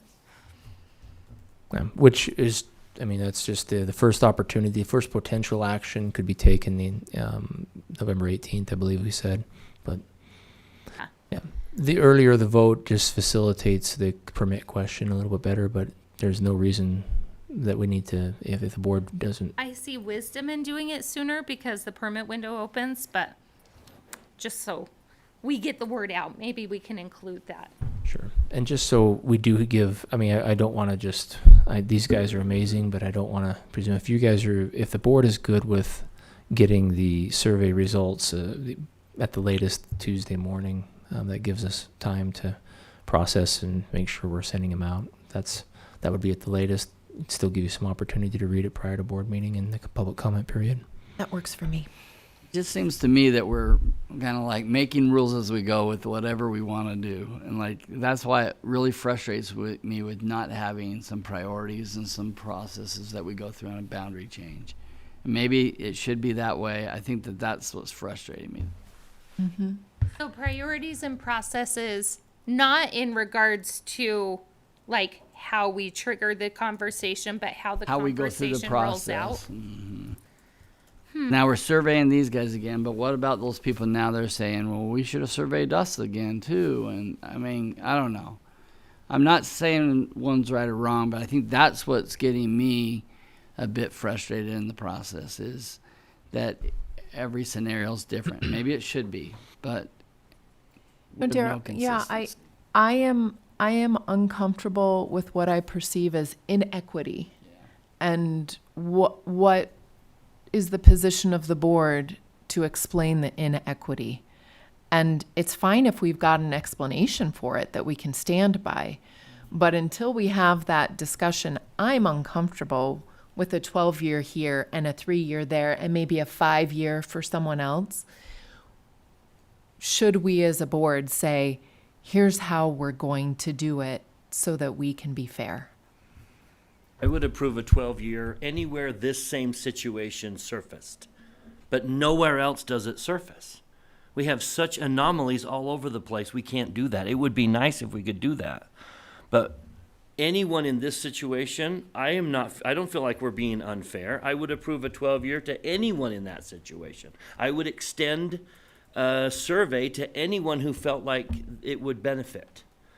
And so I think you have to just simply say, is there a rightness or a wrongness in this particular situation? And we can't compare it to a situation that's different.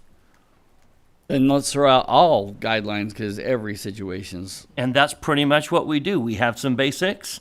When was the last time a guideline changed what we were doing? I can't think of a time. Guidelines guide us. But in every situation, we play unique to that situation. We've always done that.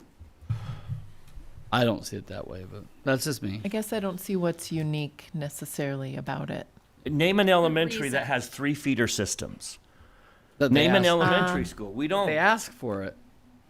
There's one that was The mentioned people in the that asked for it comments. aren't there. Well, some And of the them people are. that are there are asking to be unified. Some of them are because they're the ones that are asking for the 12-year exception. I don't think so. Is anyone asking for that? That's the real question. No one has asked for a 12-year extension. That was our offer.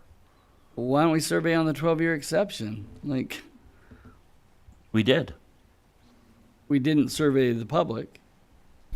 Get any, we included it in the information and no responses spoke to it. I think it's fair if we Trying to say that explain my as a frustration. principle, we will follow constituent requests. And if constituents didn't request it, we're not going to propose it. I think that's a fair stance to take. I just want to be clear on it. One of the comments said that Copper Canyon is split between 3 middle schools. Is that accurate or inaccurate? Copper. Oh, maybe I meant high No, Copper schools. Canyon Elementary, I think is what they're referring Oh, to. Copper Canyon sorry, I'm thinking of, I think they're saying that it would be split between. In this scenario, they would be split into 2, wouldn't they? 2 Yeah, feeder they systems, would 2 middle either- schools. yeah, Okay, West so that Hills was, or Elk. they were But confused it already about that. is Yeah. split into 2. It looks like it. Isn't this Copper Canyon and here's the boundary for Sunset Ridge and West Hills? And it looks like Are there even any homes on They that already, left side? yeah, I guess not. I guess not. Yeah, the industrial area.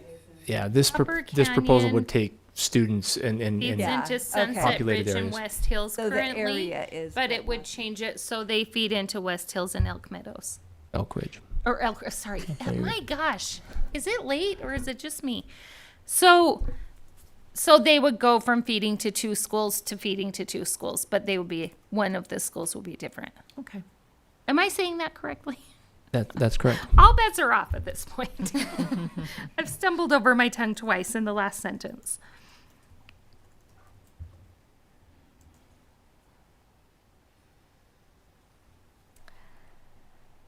Okay, I don't know if I see a need to keep the survey open, but I'm kind of on the fence. Yeah, I don't see a need to keep it open for very long because it seems like the people who, they might be anxious enough to get right on responding.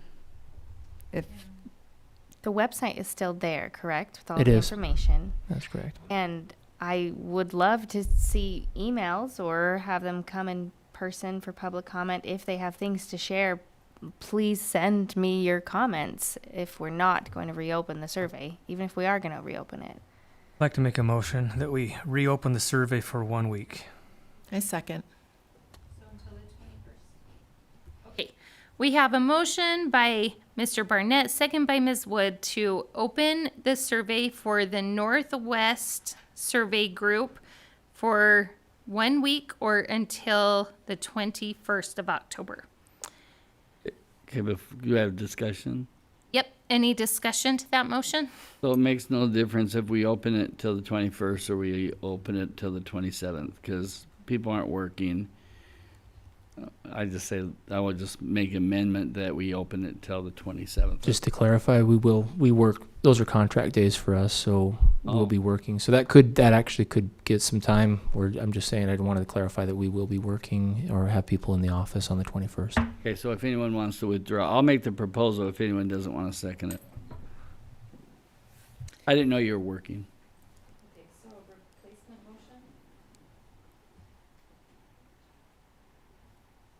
No second, so I guess I'm just trying to understand the fact that it's a contract day means you could close it on that day or you could process Then they the could survey start on that working day. on it and not be so time crunched. And so a week would actually allow them more time rather than a week and a half. Would we consider, since it won't be open until tomorrow, extending it to the 22nd so they actually have a week? We could do that. Yeah, Contract day? well, if we closed it like the morning of the 22nd, Scott is working that day.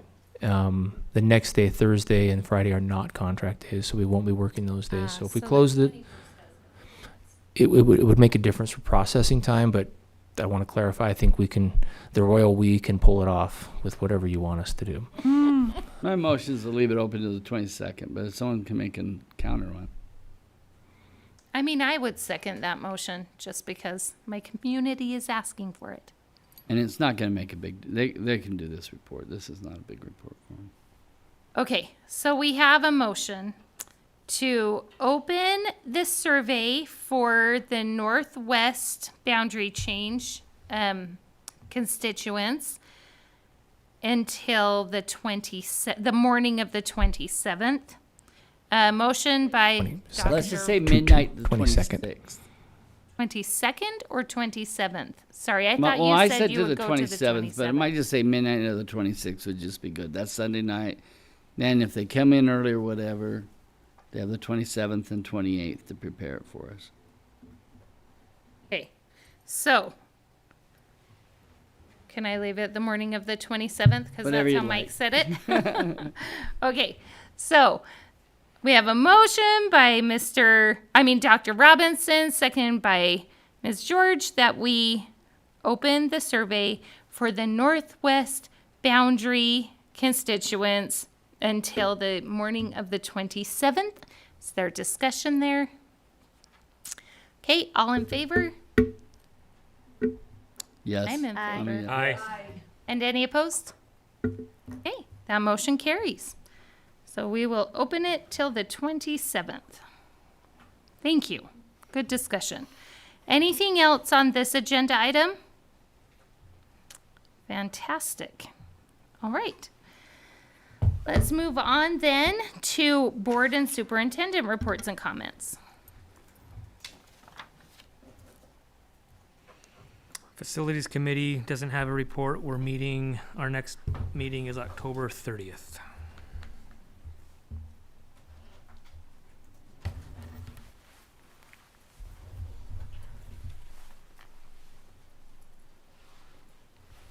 Facilities had planned to meet this week, but something we thought was going to happen isn't going to happen, so we will not be meeting this week. Finance? Finance, You sorry. said facilities. My fault. Finance. Thank you. Have a good night. Thank you. In report from Utah High School Activities Association, we are beginning the process of realignment for the next go-around. The Board of Trustees has decided to do it itself, not form a committee. So, more on that coming. There will be an election in January. I do plan to run again. I will need one of you to nominate me. It's chosen by board members at the Utah USBA convention in January. So if we want someone from our board to continue to represent us, I would encourage all 7 of us to be there. There is not another district that has enough votes to beat this district if we choose to. And I plan on running again.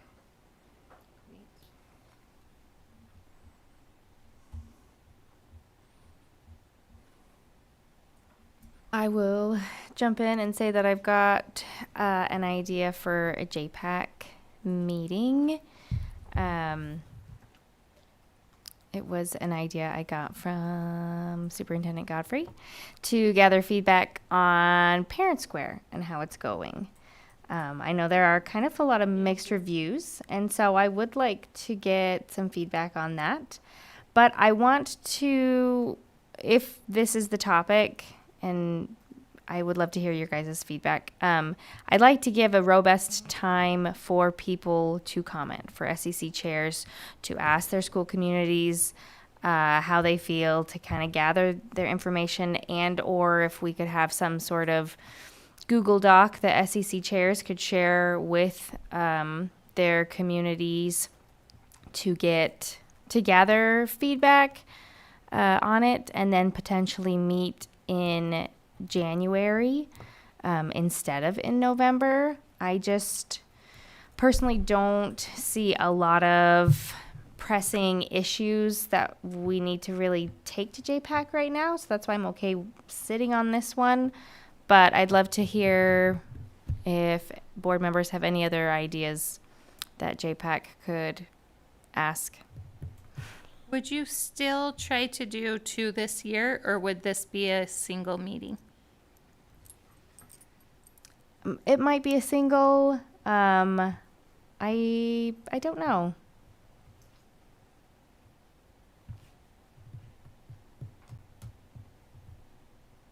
I just don't want to add more meetings if people aren't going to come, right? I want to make them meaningful. And so that's why I'm thinking just 1 at the moment. But I am new to this committee, so any thoughts and ideas are greatly appreciated. In the past, they are an advisory committee, and in the past, if we need their advice, we seek it. Mm-hmm. If we don't need their advice, we don't necessarily seek it. It's not that we don't care, it's that they are an advisory committee, which usually means here's an issue, how do you respond? Okay. And if there is no issue that we would necessarily take to them, I would say don't.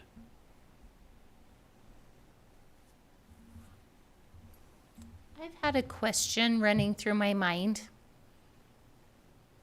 I don't know if this is a good JPAC topic, and I am literally shooting from the hip because it just came to me. But I have been curious about the experience of parents in terms of like class offerings.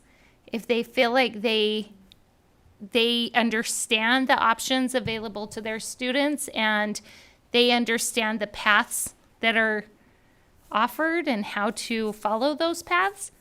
I'm just curious, are we getting the word out about the things that we have available in our district? I don't know if JPAC is the right place to ask that. I like that because I feel like the more I've learned about what we have to offer, even though my kids aren't in secondary yet, and I'm trying to share that with other parents who have secondary kids, a lot of them don't know about it. And I'm like, how can you not know? These are great opportunities. So I like that perspective. I think a possible topic could be how school community councils can engage with elected representatives, even school board members and state legislators, and possible things that are coming. More educational than like educating them on how to engage instead of like a advisory, instead of an advisory. Right? Yeah. Or, yeah. I mean, and find out if they're interested or, I don't know. Did we do that one last year? Not that it matters. I was just, thought I remembered it, but. We touched on it a little bit. Yeah. We reviewed what the legislature had gone over and then we touched on how to contact their legislators. Yeah. And I don't think that's says no, we shouldn't do it. It was just, again, me checking my memory. Because I feel like the school community council members are also elected representatives that help make decisions for, like they're representing the stakeholders of their school. And I hope to empower them with that they can have a voice and. Yes. Yeah. I was at an SCC meeting last week and they were having questions that would be dealt with at the legislative level. And I encouraged them to contact their legislators now, and that coming from them, it might be more worthwhile and contacting them now instead of in January when they are up at the Capitol and super, super busy. And so.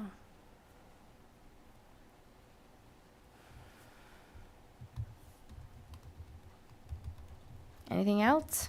And I should add that my topic suggestion would really only pertain to people in secondary, right? Probably not on the school community council. They know Fair what's, point. They know what's going on. You're asking the choir if they like to sing. That's a good point. It's a good question. It's a just great trying question, to get but- it to the correct. But that's not the audience people. to ask. Yeah. Okay.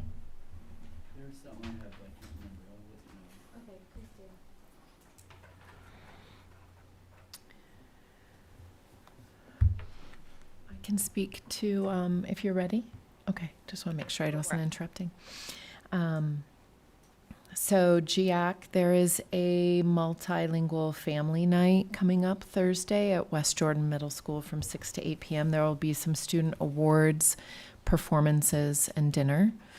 Repeat the date and time again. That's this Thursday from 6 to 8 p.m. at West Jordan Middle. 6 to 8, sorry. Okay. Sorry about that. And then on Wednesday night, there is a trunk or treat by the BSU over at Harriman. And that's from, I've got two different times here. 5, it starts at 5, and I don't know if it goes till 6:30 or 7:30. My apologies. I have two different invitations for it. I am planning to go in costume. The Black Student Union, I believe, is what that stands for. thank you. Thank Yeah, you. are I'm like, hosting do it. I- Yeah, sorry about that. It's At at Harriman Harriman. High It's at School? Harriman High School. What time? Oh, you gotta check on It starts at 5, and I'm sorry, on my calendar, I have two, I think it's, well, it says either till 6:30 or 7:30. So if you're interested, show up between 5 and 6:30. For the Government Relations Advisory Committee, I'm going to ask Dr. Anderson for some information to share on that, but you all should have received an invitation to our legislator breakfast this quarter.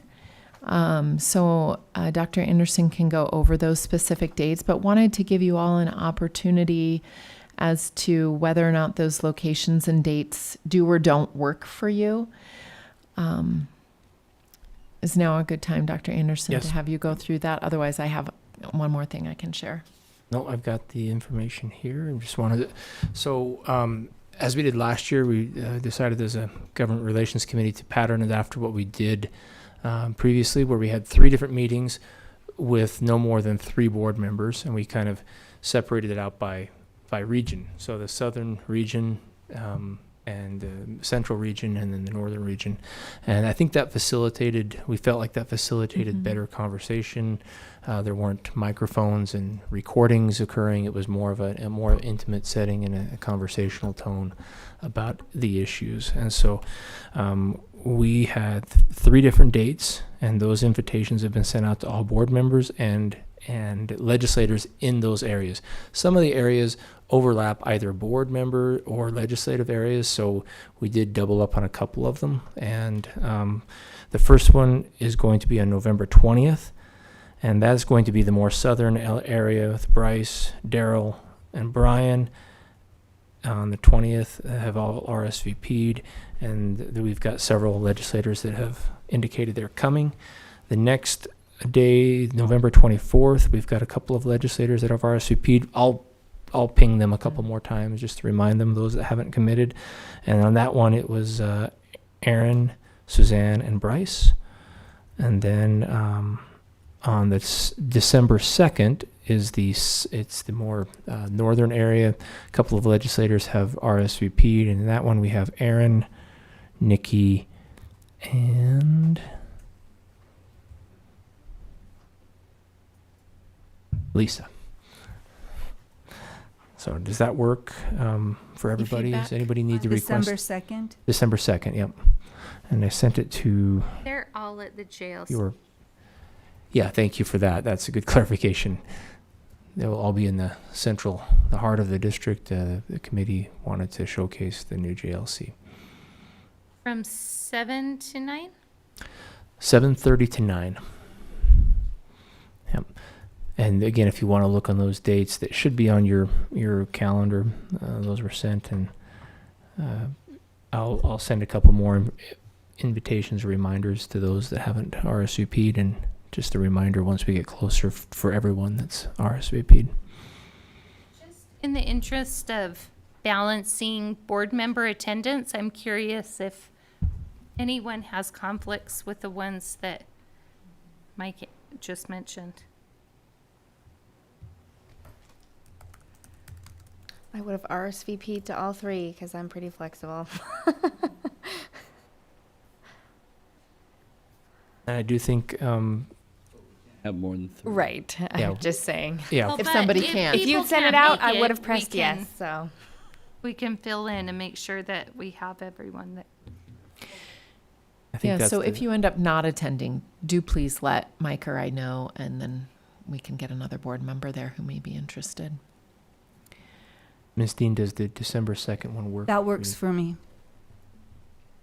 I will add that Representative Miller, with the help of Dr. Anderson, did visit at her request South Jordan Elementary last week. So just many thanks to him and his team for coordinating these requests, both by the committee and by our legislators. I'm curious, just for kicks and giggles, to go to South Jordan Elementary, or What's that? sorry, was it just for fun that Representative Miller? September was was legislators in the classroom Okay. month. Yeah, it was her request. She wanted to visit. It was not just any school in elementary in particular. Yep, she invited? wanted that Oh, okay. particular. She requested. She did She request requested it. that Mhm. school. Okay, cool. And I'm working with Representative Tusher on a school visit as well in the next couple of weeks. We didn't want to limit them to 1 month. They're busy, and there was a lot going on with the special session this month. So we just, I'd open it up saying, if you want to visit a school, we'll make it happen. Anytime. whenever. Yeah. Mhm. I think that's great. I love that. if people reach out, will you let us know if they're visiting a school that we represent? Most certainly. Yeah, and when we pin down Representative We're happy to Tusher, go that to Harriman, and I was invited, and we had a great visit. And Yeah, I think I remember what the parent advisory committee, so, and maybe this has been said, but there's a significant amount of concern with people in the district about school safety for a variety of reasons. And in some community councils, they're confused with our safety plan that we can share and what we can't share. And I just think that that would be a really good time to go over with them. We had a situation in my community that people are upset with. We did everything right in our protocol, but people need to understand our protocol so that when they hear it down the grapevine, they're able to be educated on that. So it just seems to be, and even us as a board, I think we do talk a little bit in closed session, but safety seems to be something that we focus on after an event instead of constantly. I remember going to some conferences that says you should talk about it at least every quarter, and sometimes we've been successful. I would think that would be a really good thing to educate. We did that one last year, but I think you could never talk about safety When too much. like last fall, maybe? Because we didn't talk about it in the spring. Had Matt come? he may have come. That maybe I'm trying to remember. I know he met with a couple of community groups and school groups, but I'm not sure. I don't think he came to JPAC. It was in that room. He went over all of the protocols. The new Yeah, did you come to an administrative training, or was that another training type for that? parents. I was sitting at a table with parents. I know It's important enough that it probably I think should even come if up he's every come year. before, Yeah. I think that would be a welcome topic Never for talk about it anybody. too much. I Get feel a like lot that's to my run over to. second witness because I was thinking about that actually with safety. So I ask, would that include just during school hours or school events like football games and whatnot? Or is it? For safety, I think as much of the plan, I think people need to know as much as we can share them, and they also need to understand we can't share everything. Yeah. So that's when I've been talking to a lot of people lately about this, and I'm like, I can't tell you everything that we're planning. That's why it's a closed session, because we don't want it. But there is a lot more that we can share that we don't share. Not that we don't want to, but I think we share it, and then maybe they hear it, maybe they don't. We have an updated list that we sent out previously a couple of years ago. If you want us to send out a list, I can send you that list, and you can tell me whether you want us to send it out to all parents. It has trade-offs when you send that sort of thing out, because then people say, well, how come you're not doing this? Well, we are. We're just not sending that out to everyone. So it's tricky, and I would ask the board to just, if you feel uncomfortable with that we aren't sharing enough information, then talk with us about that and we can share that. There's also a recent law that says we can't share certain things that we're doing. great to share that. So there was a lot of That's what I there think was a people lot need of to back understand. and The forth. law. Yeah, Well, we do put it out there, we do. and there's a lot of information out there, and it's difficult. I guess what I'm saying is, if you as a board feel, I wish we'd send out information about this, please don't be shy about saying, that's something we'd really like you to send out, and we can do that. Have a regular cadence that we send maybe the same information out? Schools send out a lot of information. We don't send out safety information every September or every particular time, but we can do that. When you say there's a list you can send out, what do you mean? There's a list of security measures we're taking, physical security measures that we're taking, and we sent it out a few years ago. We have an updated list that we've provided to principals so that they can talk with faculty or answer questions about it. But I'll send that to the board. I'll send that to you, and that's been recently updated. This came from more than one school community council, but I think a lot of people are on edge with a lot of things that are happening, and so anything that we can do to comfort, and especially for them to know we can't share our whole plan with you. Please understand that. Yeah, I sure. just do wouldn't. have a plan. That's We what they do need have to a know. We plan. talk about Yep. this all the time. It's have a very plan. important to us, but we're not going to broadcast how we're protecting schools from people who want to hurt For children. obvious reasons. So, Ms. Barrow, I'm curious if, I know you said you like the idea of a good rollout for the conversation. Now I'm starting to feel like we have enough content for a November meeting, and then maybe you could Yeah. give them a heads up Yeah. about the January meeting, invite them to start participating Yeah. between now and then? What do you Yeah, think? I think that. Not that I'm trying to sounds- make work for you. I'll come. I volunteer. I'll volunteer. I'll be there. No, I think that's great. I want these to be meaningful meetings, and so I think now we've got some good content, and so that we can make it worth their while for coming to a meeting. So, yeah, I'm good with 2. I will work with Dr. Anderson on a date on that when we can send out information to specifically like principals to pass on, because I feel like it got lost in the mix last Yeah. spring. So. Yeah, we keep a list of emails with councils, but it's sometimes a little more impactful to have the principal personally invite them and come with them, even if they, or, just tell them about it. Right, yeah. I've noticed as I've attended school community council meetings and they give the spiel about who's going to be the chair and here's what the chair does, never have they mentioned JPAC. Never. I have brought it up at each of the ones I've been in, but it's not a part of our culture yet. And I think having it once a year, it won't ever become a part of our culture. We're looking, just to clarify, November, Yeah. and then did I hear January? No, we'll push that one back. It was January if we're only going to do one. Okay. I'll send you the list of security measures that we've kind of curated, and we'll send that to you, and then we can talk about sending that out. I may even just send you a draft email in the next few days. Sometime this week, I'll send you a draft email. See what you think. Okay, so LEAC will have a meeting on the 3rd of November. And Jordan Education Foundation, the 6th of December is Christmas for Kids. You can join in by donating your time on the day to shop with a student or donate financial resources to help them to help just to do this. And December 6th. It's a Saturday. Can I rewind back to the November 3rd meeting? Yeah. Have we decided what board members are attending that meeting? Content? So which board members would like to and are able to attend? Time. I think it will be around, is it 4? The date again? November 3rd, it's a Monday.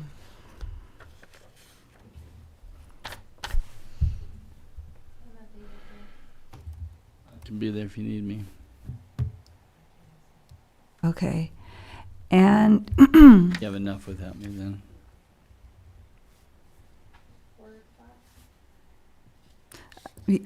yeah, I think 4 o'clock is a time that works best for a lot of teachers.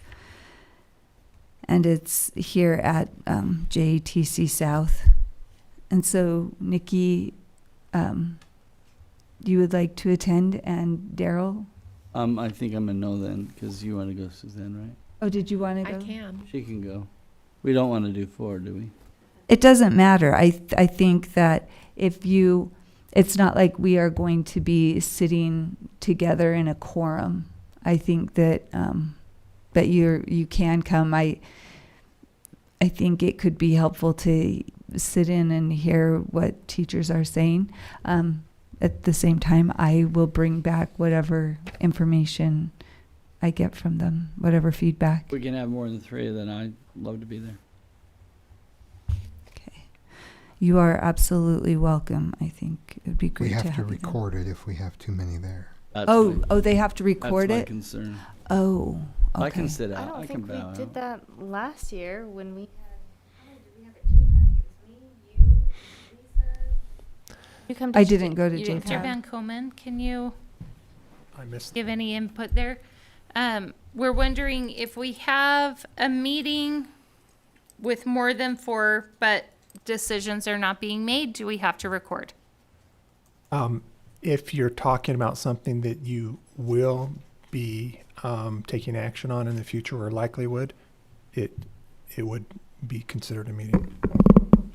It's not just that you're not taking action, it's Okay. something that's within your. So like a LEAC meeting, we would need to limit to 3 or record and notice.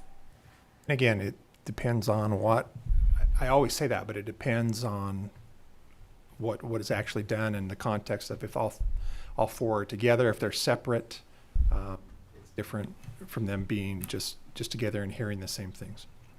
Put me down as an alternate. So if someone can't go, then Okay. Carol, if you would prefer to go, I'm happy to bow out. I'm not I was just preferring- saying I was available. I'm preferring to be the alternate. I want to make sure we have the support there, but Yeah. not dying for another meeting. My wife will be thrilled. And that you are at the If she meeting doesn't or go. that If you? he doesn't go. Be thrilled if I don't go. Okay. And then, do Just you myself. have topics that So you're considering? the behavior and attendance. And then also just by way of, Are board members comfortable with those topics? Yeah. Okay, sorry. Go and ahead. I thought that we had talked about these before. Had we? Okay. We probably have, and I'm Okay. crooked. And then this is just by way of a board member comment. I was very pleased at a recent elementary schools school community council meeting. They're doing their monthly recognition aligned with Portrait of a Graduate, and this month it is Curious Thinkers, students who have exhibited behavior or things about being curious thinkers, and I was very pleased with that, and I wanted to share that.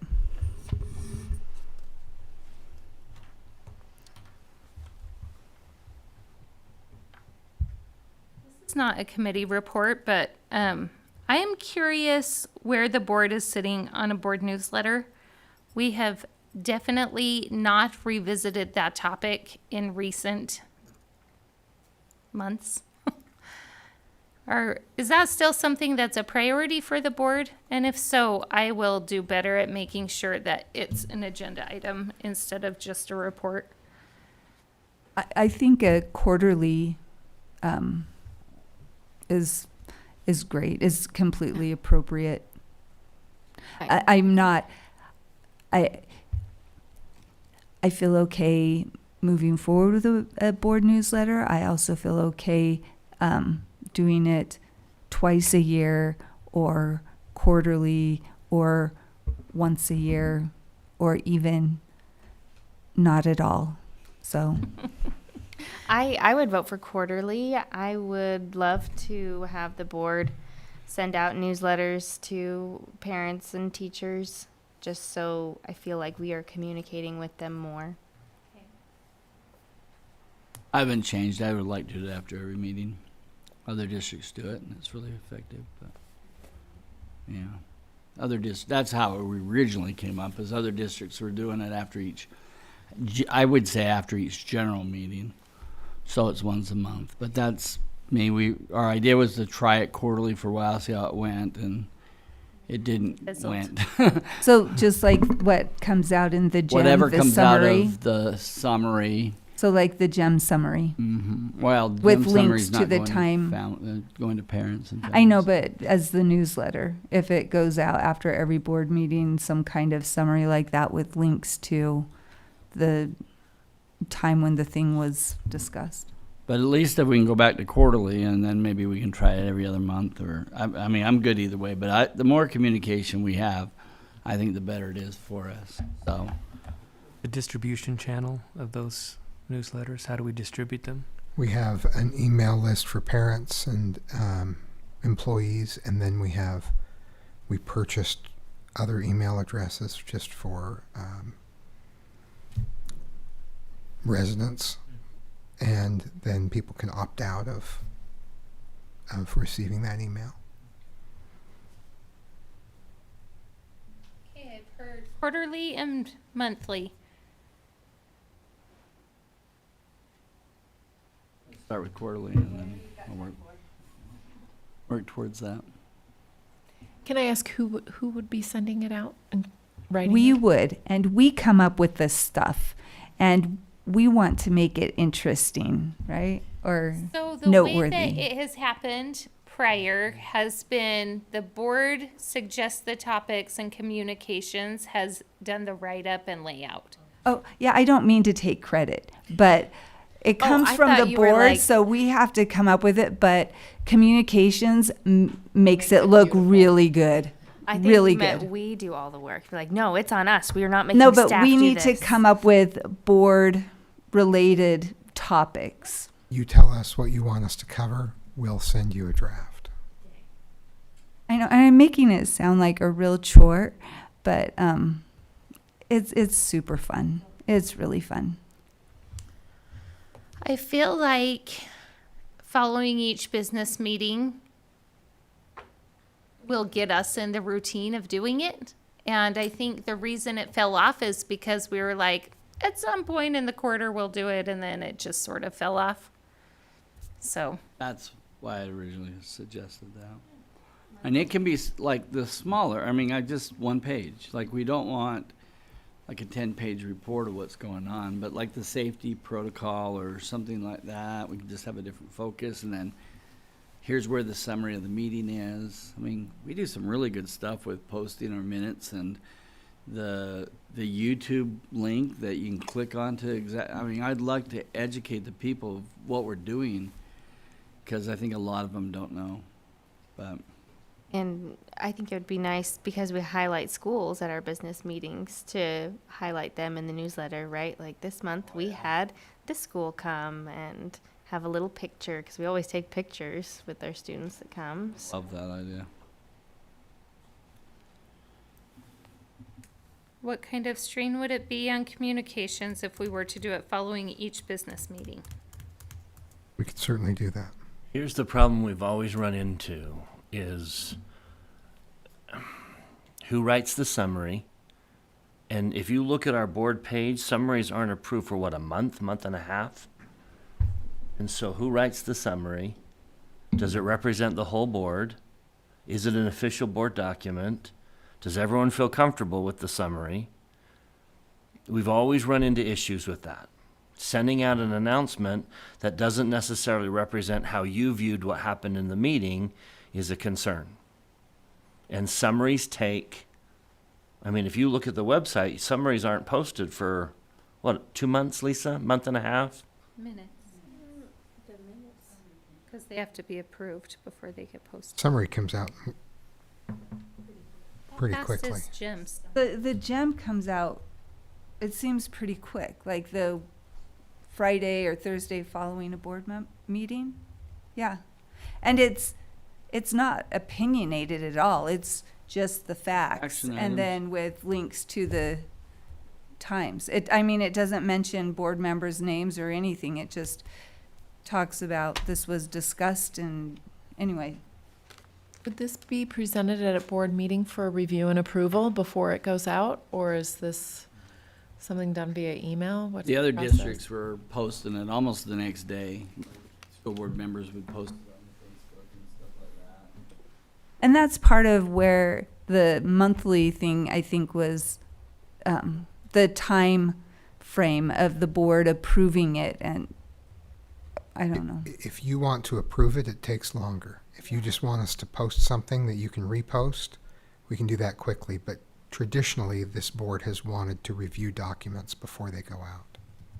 What if we did it like our agenda? Send out an email. If you have concerns, get them to me by tomorrow at 11. Yep. I like that. So do you want just a summary of the board meeting to go out after each general meeting? Well, if it's going to be like a board bulletin thing, I'd like to jazz it up a bit, right? Like maybe there was a supercast that came out this month and we could highlight the supercast on there. Maybe that's when we had our ribbon cutting for the Juniper STEM lab and we just put a little blurb right there. Like I want it to be, you know, fun district-y things. I don't know. This is just a standing agenda item at the end of every meeting. What do you want in the next bulletin? We give them a list. And generally it was board related news As or opposed to district. as opposed to The district. district's already doing. Although I appreciate the Supercast shout out. It's Yeah. a great podcast. I love it. Thank you. Yeah. I mean, and that's where I thought was a small, some thinking needs to go into it. What is the board business, like board related news that we want to go out? I'd like to see what other districts are doing just to get a sense of what. I can send you This some is- copies. It's been a while, but yeah. Feeling it's really boring and I ours? don't want it to be boring. I think that the previous issues were outstanding. ones. Yeah, they They were were really, they were good. They were interesting. And yeah. But I think it only appeals to a very small slice of the Yeah. community. So they are boring. I don't want them to be And, boring. and the thing too is, It's, What? I really boring? love too It's is it just the goes type of to stuff the that we community at discuss. large. It goes to our stakeholders, people who might